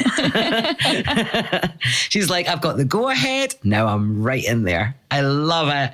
That is so cool. The Corlys scene, yeah, where he's like, he's the man, he's saying his thing, and Rhaenys is blurred. Yeah. And then Rhaenys comes into shot, and she has the Rhaenys smirk, like I told him to say that. He's doing what I told him to say. Totally. And then she's blurred again. Mm-hmm. Brilliant. Yeah, so good. She just comes out of her bloodiness. She's such a puppet master in that moment. Yes, absolutely. So then things start getting serious. Everybody's got a plan. We're going to get Baratheons. We're going to get Starks. We're going to get the Arryns. Play. And, Mr. Gerardus is like, I'll send out the Ravens. And Jace has this brilliant light bulb idea. And he's like, well, dragons can fly faster than ravens. We'll go. It seemed like such a great plan. Yeah. And then they have that moment with their mother before they leave. And she makes them swear on the 7-pointed star that they're going to go just as messengers, just as envoys. There's going to be no fighting. And they really set you up to think that Jace is going to be the problem. Yeah. Because he's hesitant to make that oath, whereas Luke didn't hesitate for a second. So they really set you up here thinking Jace is going to go and pick a fight. And yeah, that's not what happens. But before we head to Storm's End, you made a really good point during that last moment that we didn't really talk about that scene with Daemon and Rhaenyra. Mm-hmm. I think we should just give that a little bit of air before we move on. So, like, what do you think was going through his head there? Like, I mean, he seems like he's snapped to me. There's no excuse for his behaviour. There is absolutely no excuse at all. I can't even think what would be going through his head that he would think it's okay to do that. All through the season, we've seen him have this bond with Rhaenyra. Yeah. As an uncle and more. Yeah. So they've always had this secret club talking in High Valyrian, and it was very out of character. Yeah. For him and Rhaenyra. Yeah, I mean, she looked shocked. If it was someone else, I might not have been surprised, but with her, it was very out of character. So now we hate him. He's a dick. We do. The Rhea Royce thing was like, okay, that certainly turned my opinion off him, but I was still having likable moments with him. He was like that bad guy you kind of love to hate. He was funny. He had lines that were funny and stuff, but now they've written it that he is a knob. Yeah, he is a bad man. Like, once you're a shit to Queen Rhaenyra, you're a shit forever. Yeah, definitely.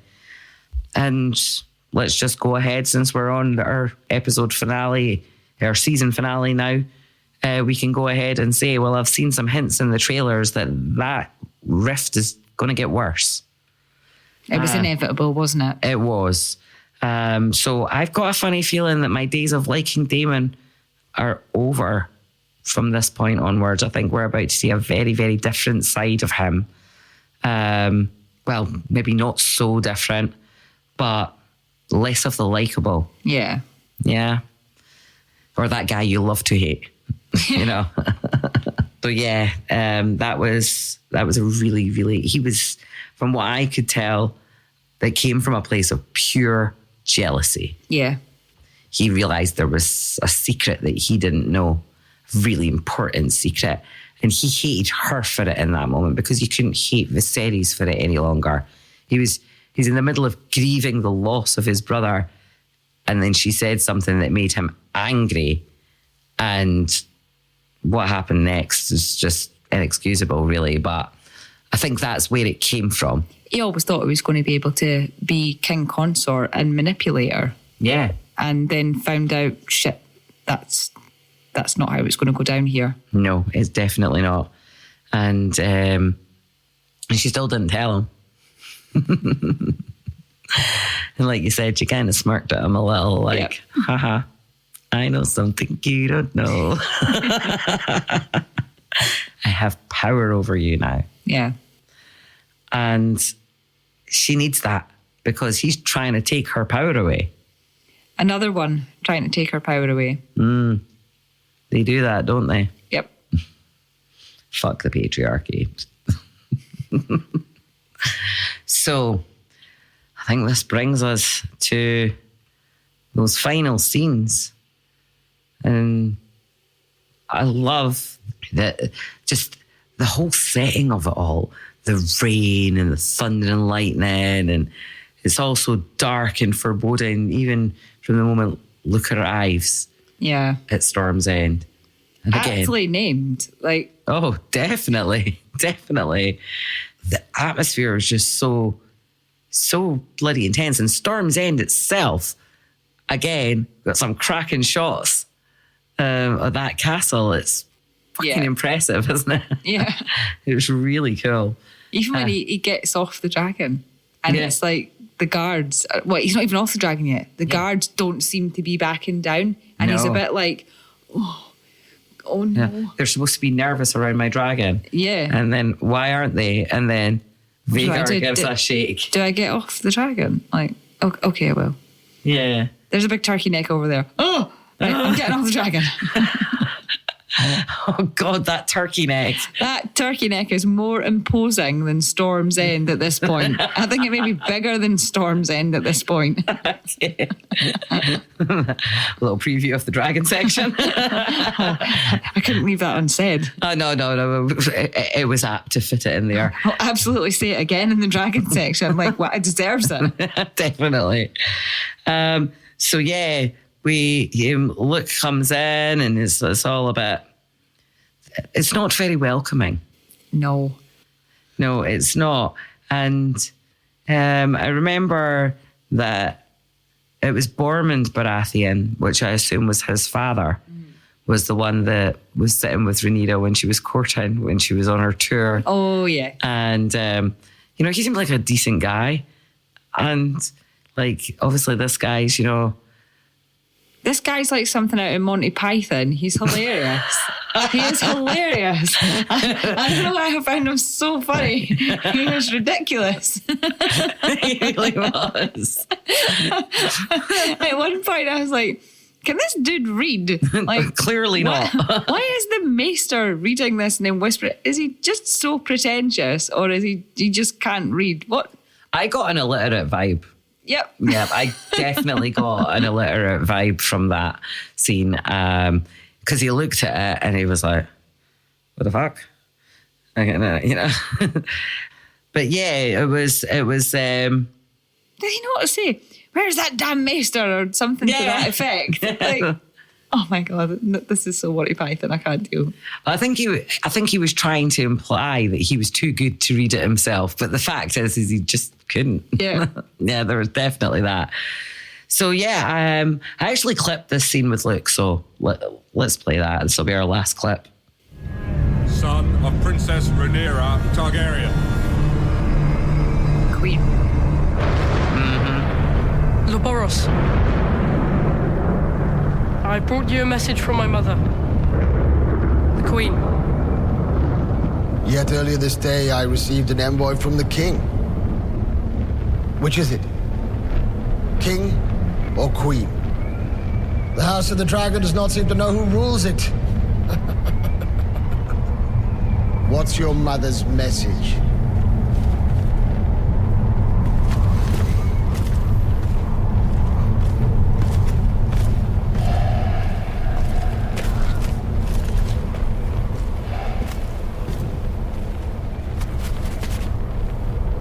Where's the bloody maester?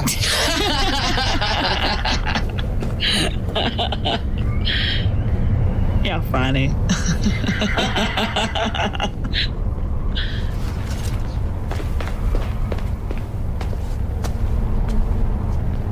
Bless the maester's wee feet. I never realised how much dead audio there was in this scene. If you've seen it though, you can totally hear him unfolding it and then the whisper. Definitely. Remind me of my father's oath. King Aegon at least came with an offer. My swords and banners for a marriage pact. If I do as your mother bids, which one of my daughters will you wed? I love that all his daughters were like, what? Boy. I know. My lord, I'm not free to marry. I'm already betrothed. Oh, son. So you come with empty hands. Go home, pup, and tell your mother that the Lord of Storm's End is not some dog that she can whistle up at need to set against her foes. Is that not what a bannerman is? yeah. I shall take your answer to the Queen. Well, you can't even read, so you know. Yeah. I mean, I'm sure she wouldn't refer to you as a dog, but I'm pretty sure that's what she expects from a bannerman. Yeah. Yeah, exactly. Pledged loyalty and, I'm pretty sure that's what it's all about. I don't think he understands the concept. No, he clearly doesn't. Maybe you should read a book or two. You just do his ABCs. Yeah. Sing the song. So Aemond absolutely takes it upon himself at this moment to be a complete dick. Oh, definitely. And tell him he's got to carve his bloody eye out so he can give it to his mum. Can we talk about the sapphire eye? Oh, yes. Like, whoa. What that was like, wasn't expecting that. That's pretty intense. That can't be comfortable. No. Like, there's no eye there, but I mean, there's still flesh around the eye socket where this. I imagine there would be quite a lot of scar tissue from the blade wound itself. So maybe he's wedged that in between the scar tissue where there's no nerve endings. I would have liked to think so. Otherwise, I've gone way too deep into that. Yeah, I think you thought about that a little too much. But yeah, well, I was thinking about how uncomfortable that must be. But it looks pretty cool. Yeah. If you've got one eye, you like jazz up the space. Yeah. Oh dear. But yeah, that was pretty intense. But he was like the freaking Terminator the way he was coming at Luke there at first. He was a pain in the arse. He absolutely was. He was trying to be all like intimidating, and I'm not going to lie, it kind of worked. He was a bit. He was, and like Boros was essentially like, pack it in, take it outside, because if your mums find out, I'm fucked. Now get the fuck out of here. Aye. Well, you go first, actually. My men will chum you out, and you can wait here until he's gone. But stupid Boros didn't take into consideration that Vhagar could catch Arrax in about 6 wing beats. But did you not notice there was a moment where before Luke and Arrax had even taken off, he looked over to where Vhagar was, and she's not there anymore. That was like, so like Aemond must have been out the side door. Well, I mean, if you were Boros, then are you going to argue with Aemond? Probably not. He's a mad cyclops. Yeah. With a sapphire fake eye. Nope. No, I wouldn't argue with him. And clearly Boros didn't either. But he did I mean, like you said, he more or less said, take it outside. Yeah. Once it was outside his halls, he's like, not my problem. Not my problem anymore. And that, I thought it was just, it was so moving. There was not a word spoken, and you felt everything. Oh, but you're laughing. Why are you laughing? I'm laughing at my notes. What does your note say? Shit, Rhaenyra is mad now. Oh God, yeah. Because you're right. She Daemon whispers to her. She turns her back. She walks towards the fire, and she kind of hunches down a bit, and then stands back up and turns round to face in shot, and she's fucking pissed. I just wrote face. Yeah. Face. It's like, you guys are fucked now. Oh, big time. That is exactly what that scene left as all feeling for the last fucking 2 years. I'm going to bring this up in the dragon section because someone else had a similar face from a different perspective. Right, okay. We'll get to that. But yeah, it's that realisation of, right, this is fucked now. Oh, yeah. So this scene, you've got this beautiful music. Music's just so emotive. And you've got this slow motion of Daemon walking over to tell her the bad news. He leads her away from the table a little bit and he's whispering to her. And while this is going on, it's all going through your head. What he's telling her, what she's been through. She's lost 2 kids and a father in a matter of days. Yeah. And this is her finding out about the death of the second. She's also had her crown stolen from her. Yeah. By her brother. Yeah. And she probably feels super betrayed by Alicent after that moment that they had. She was just going to drop her boys off and then she was going to go back to the Red Keep so they could spend some time together. She is holding her shit together. And I say it like that because we've all had those moments where we are holding our shit together. Oh, yes. And, yeah. And when she turns round, fuck you guys. Fuck this. Oh, definitely. It was absolutely stunningly acted. It was fantastically acted. They were so good in that moment. Yes, absolutely. Face. Yeah. Yeah, I loved the scene. It really sets you up for next season. Emma Darcy needs an Oscar for face acting. Oh my God, yeah. Absolutely. Fantastic. And that brings us to our dragon section. Oh my God, it's the best dragon section yet. There's so much. So let's get into it. Starting with episode 9. Yay.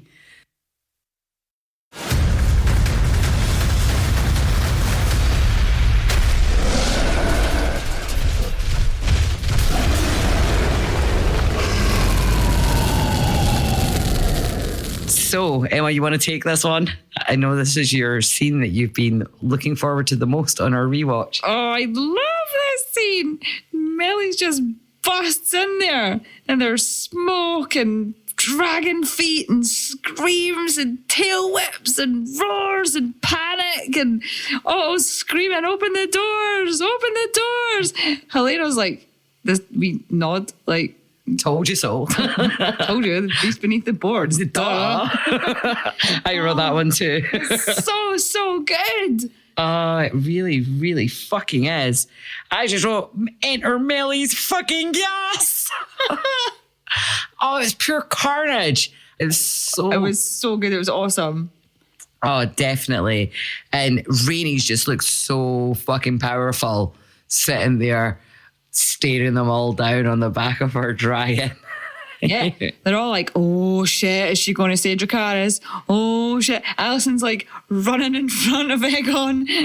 And then Melis is just like, you're like, oh my God, is Melis going to say Dracarys? What's going to happen? And then it's just this big intake of breath and the roar. And they all brace themselves. And oh shit.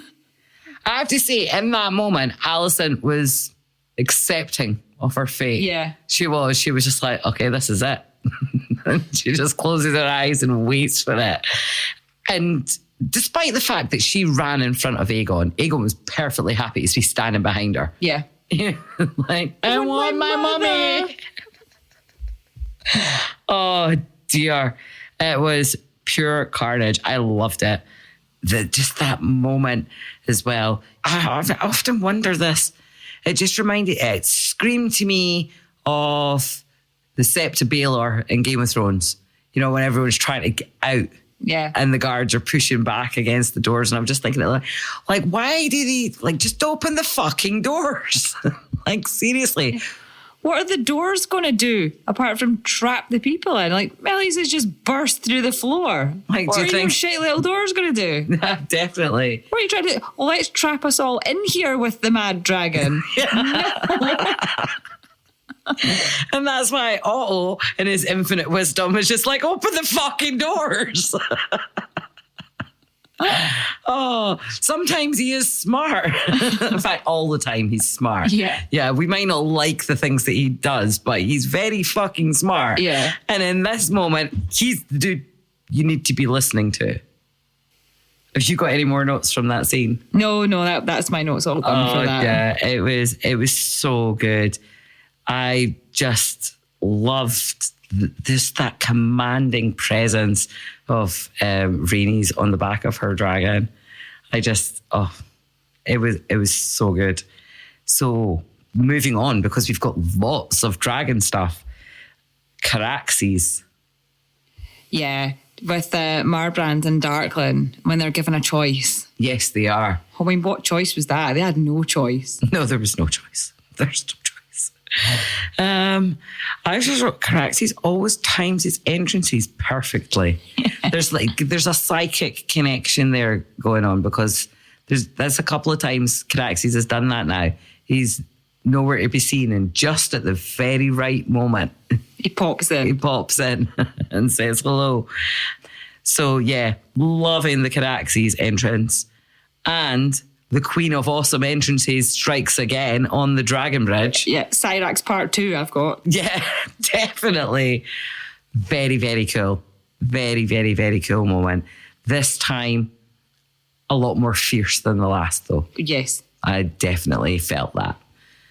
This time she absolutely meant business. Not that she didn't last time on that bridge, but there's an extra edge to it this time, don't you think? Yeah. What other notes have you got? So the next dragon sighting, I think it was Vermax, Arax, and was it Melis? It was Melis. Yeah. I paused that and I was like, that dragon is red. That dragon is huge. That dragon is huge compared to the other two. And it was Melis. I'm absolutely certain of it. And they're all taken off to do their part. Yeah. Yeah. She's away to patrol the gullet. I'm unclear on this part, actually, because in the war room, they said that Jace was going to go to the Vale of Arryn and then on to Winterfell. Mm-hmm. But she only gave him one letter. Yeah. You know. So is he to reuse it? I'm unclear. I'm really unclear. That's why I'm bringing it up. I'm like, okay. So what's the message for Arryn? So what was the next dragon sighting in Westeros? Well, it's Daemon singing to Vermithor. It was, yes. And first of all, no bad voice. Pretty tones. Yep. Yeah. He can hold a tune. But Vermithor, oh my God. Vermithor's badass. So big. Love the beard. Yeah. He has an awesome jaggy beard. I love it. Yeah, he told bearded dragon vibes. Yeah. So I heard we're getting 5 new dragons next season. I'm unclear to whether they have counted Vermithor in the 5, or if we're getting Vermithor and another 5. Maybe. I hope so. So looking forward to next season with new dragons. But right now we have got those final scenes. We have, but before we go any further, I'm going to reaffirm how awesome Vhagar's turkey neck was in that shot. That turkey neck. Wow. Wow, indeed. Yeah, she is. I love the detail. I love that. I love that. It's she's this silhouette of this like old lady neck. Yeah. It's awesome. She is an old dragon, and I love the detail they've put into making her appear that way. Yeah, it's really cool. God, the infamous Vhagar. And wow, she's just been around forever. And she's like super old grumpy lady. Granny dragon. Yeah. So at Storm's End, it's not flying weather, is it? No, it's not. And poor little Arax is terrified. Definitely. You came along here earlier saying that this scene really got you because you were flashing back to when you read it. And I think from what you said, I got the impression that you get a lot more of this dragon's fear than what you see visually when you're watching it. Do you want to talk a little about that? Because I read the book like 4.5 years ago now. Yeah. All I remember is it's more of the end of this scene. Yeah. That it just gave me the book. Mm-hmm. Just the whole, but we'll get to that and why. I think in the show, you see a lot more of Arax being terrified and Lucerys trying to calm Arax down, and the bond that he has with his dragon. Yeah. They're both frightened and they're both trying to be there for each other, but more Lucerys trying to be there for Arax. Yeah, I got that. I definitely did. It's those moments. It's a very atmospheric scene. There's thunder. There's Arax fighting the storm. Lucerys is holding on for his life. He's trying to talk to Arax and calm Arax down. And you can hear Vhagar. Those little rumbles in between the thunder. And then a shadow. Yeah. And then the big shadow. There was a couple of moments before that big shadow moment where I thought I caught a glimpse of Vhagar's shadow in the clouds. It was... Vhagar's shadow was like Independence Day vibes. It was massive. It was so spooky. It also reminded me when they went into the canyon, where Lucerys and Arax went into the canyon and Vhagar's flying above. Reminds me of scenes from Firefly, although it was spaceships, not dragons. But same idea, right? Yeah. You got the little ship and the big ship flying above because it can't get down there. And yeah, it totally reminded me of those scenes. God, I love Firefly. You know I'm going to make you watch that, by the way. You've got Aemond shouting in High Valyrian, "You owe me a debt, boy." Yeah. Which is also super creepy and imposing. Oh my God, it was like I'm just getting all sorts of like psycho killer movies. Like I'm thinking he's channeling a little bit of Jack Nicholson there. He's channeling a little bit of the Terminator. Yeah. And Arax is feeling that too. Arax is absolutely terrified. He's in literal flight or fight mode. Oh, definitely. And unfortunately, it does turn into a bit of fight. It does, because we then get that unsanctioned Dracarys. Yeah. I mean, Vhagar, really? Oh my God. Oh, you silly little dragon. Lucerys is like, obey, no. And the second it happened, Aemond feels the pull and the anger in Vhagar. And it was the second it happened, Aemond is like, Vhagar, no. At the same time, Aemond is going, no. I was going, no. Yeah, me Even though I too. know what's going to happen. Yeah. No. Oh, definitely. Just on my third watch, fourth watch, when I rewatched that scene just for fun. On top of that, is every time. Yeah, you still go, no. Don't do that. Don't do it. And then, they're flying away. And then I love that moment Above where the the clouds break and they're just in beautiful sunshine. And I got to win an argument as well. Sorry, I was at my mum's last week and it was raining in the front and not at the back, right? And I came home and said this to my partner and he totally didn't believe me. And he's like, and I'm like, well, it's got to stop somewhere. Yeah. And he's like, yeah, whatever, shrugged it off. And then the conversation gets forgotten about. And here we are a week later watching this scene. And I'm like, see, it's got to end somewhere. So I win. Always. But anyway, love the break in the clouds, the blue skies, but you only get to enjoy it for 5 seconds max. If that. And wow, that moment, I mean, it's one bite. It is. It's just one chomp. I wrote chomp. It was munch. I wrote. It's just plucked out of the sky and gone. Yeah. In seconds. It was just so intense and amazing. Props to the CGI department for that, because it gets me every time. Not only have I seen it however many times I've watched this episode for fun and for note-taking, but I've also seen it in every bloody recap show or anything that I've watched as well. I've seen this scene over and over again, and every single time it never fails to shock. Yeah. I just, whoa!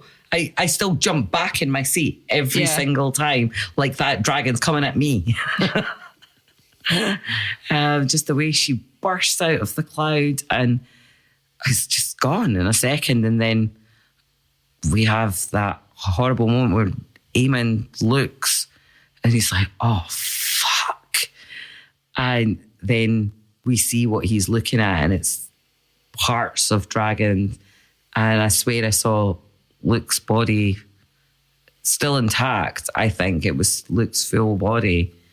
But I don't know. Yeah, no, Aemond is absolutely feeling that, oh no, I've done it now. Mm-hmm. I'm in trouble.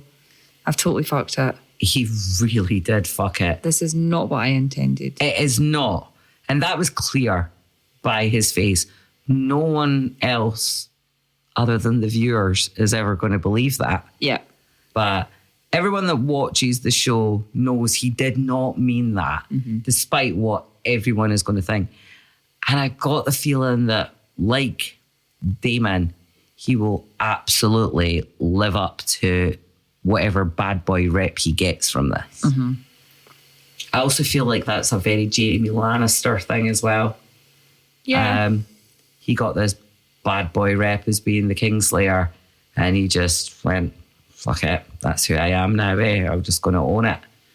And I think that's what Aemon's going to do too, even although he didn't mean that. He really, really didn't. So that brings us to the end of the dragon section.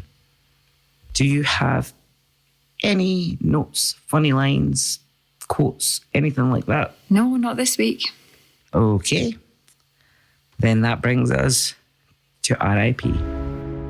First of all, we say goodbye to Lyman Beesbury. Absolutely. That was a shock, that one. He stood up fucking fierce for what he believed in his final moments. And may he forever waffle in peace. Absolutely. Oh, goodbye, Beesbury. You will be missed. Played by Bill Patterson, is it? Yeah. Yeah. He was in one of my favourite 90s Roald Dahl adaptations, The Witches. Loved that movie as a kid. Absolutely loved it. It's wicked gross now, actually, when you think about it. He was also an outlander. He was Ned Gowan. He was, absolutely.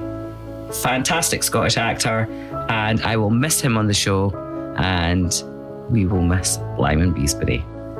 Next, we said goodbye to Lord Caswell.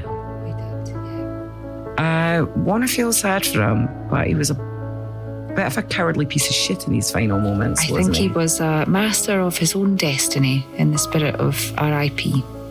Well, yeah, absolutely. He did have his good moments. He was one of the first to congratulate Rhaenyra and... Rhaenyra. Thank you. Yes, he was on the stairs when she had just given birth to their baby minutes before and were being dragged up the stairs. He was one of the first to congratulate. Not a nice way to go. No, definitely not. And whether or not it was Roddy made for his own back, it's still a horrible way to go. It is. Rest in peace, Caswell.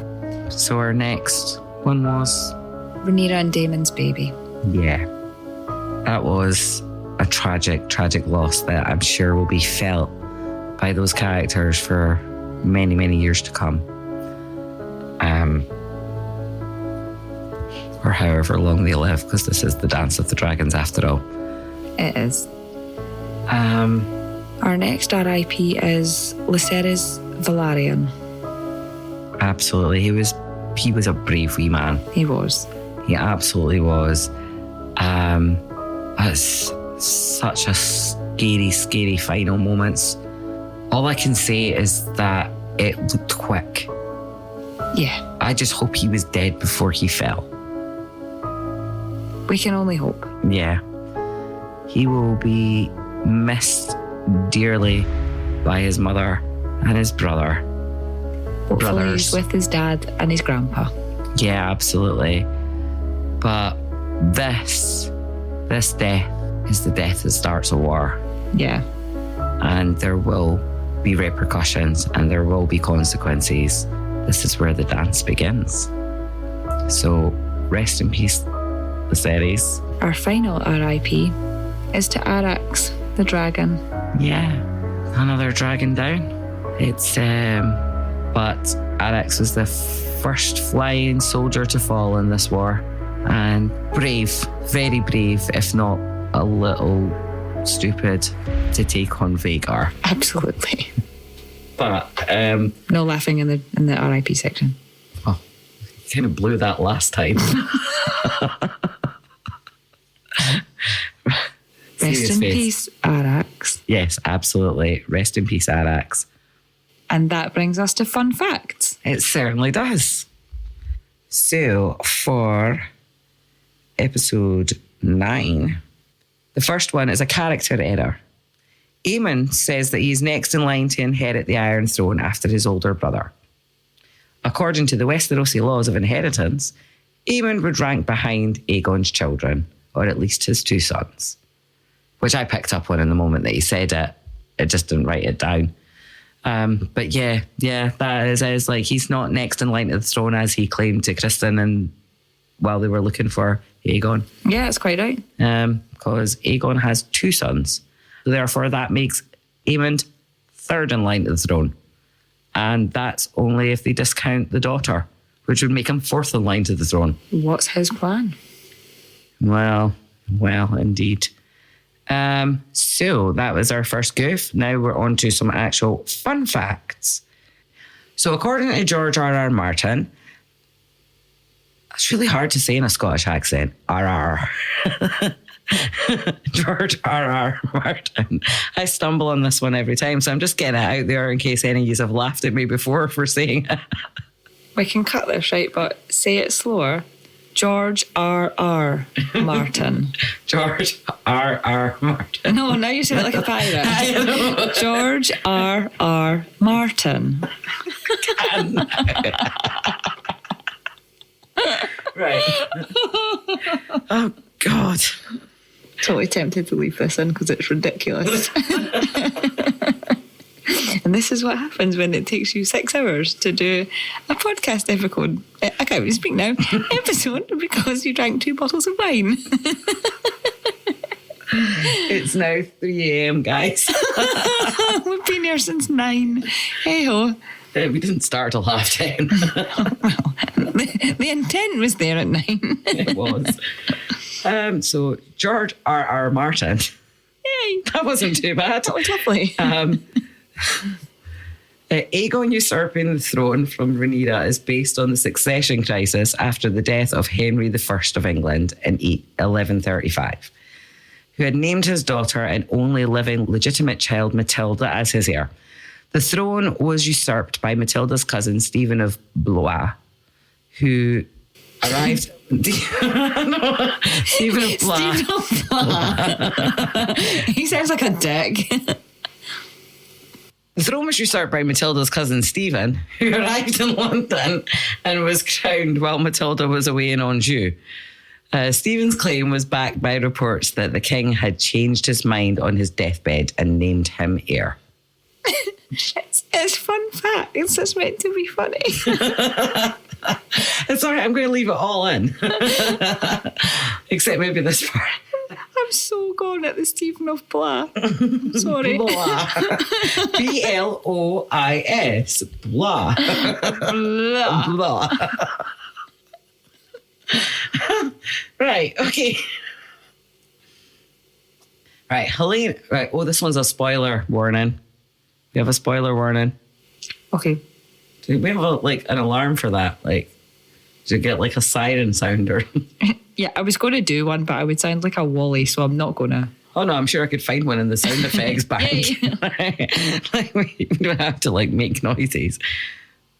Anyway, spoiler warning. Helena seems to be clairvoyant and potentially autistic. In the preceding episodes and in this one, in the scene where Otto and Alicent are looking for Aegon, Helena is snitching on what looks to be a spider, and she says to her mother Alicent, there's a beast beneath the boards. This is most likely foreshadowing of Rhaenys escaping from custody at the end on her dragon melees. That one's boring. Lord Beesbury was younger on the show than he is in the books. Really? Yeah, he was 80 in the book. Oh, right, okay. He's 6 and 70 in the TV show. Well, I mean, for goodness sake, there's not much in it, is there? Not really. They're really reaching there for a fun fact. Yeah. Well, then the next one is, during the confrontation scene between Otto Hightower and Rhaenyra at Dragonstone, Hightower never mentions Alicent's story that Viserys changed the succession to Aegon on his deathbed. He says instead, in response to Rhaenyra's citing the oaths of the Lords Paramount to her, stale oaths will not put you on the Iron Throne, Princess. The succession changed the day your father sired a son. I only regret that you and he were the last to see the truth of it. This was arguably an open admission that he and the small council had usurped the throne and had been planning to do so for years. Oh, absolutely. Oh, I cannot agree with that more. Yeah, I did notice, actually. I never thought about it again afterwards, didn't take note of it, but I did think that. I was like, he never actually outward says that Viserys changed his mind. Mm-hmm. Ah, interesting. The episode title, The Black Queen, refers to Rhaenyra's claims to be the Queen of Westeros and the leader of the faction called the Blacks. Okay, done with that. So we got, 3 actual fun facts out of that. And a lot of giggling. I think we had more fun than the facts, to be honest. I think we did.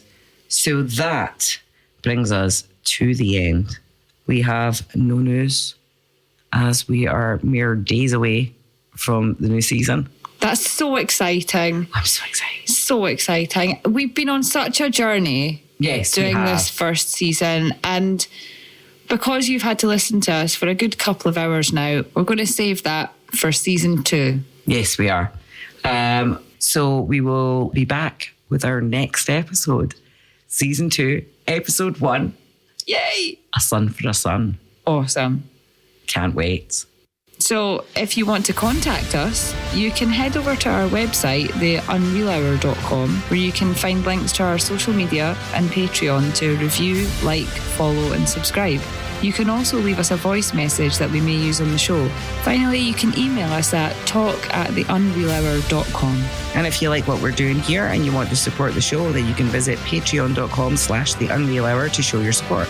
If you don't want to commit to a monthly subscription, then you can buy us a coffee at buymeacoffee.com/theunrealhour, where you can subscribe for ad-free listening, early access episodes and exclusive content. All your donations will go back into the show to cover costs and keep the lights on. Once again, thanks for listening. Until next time, keep it unreal.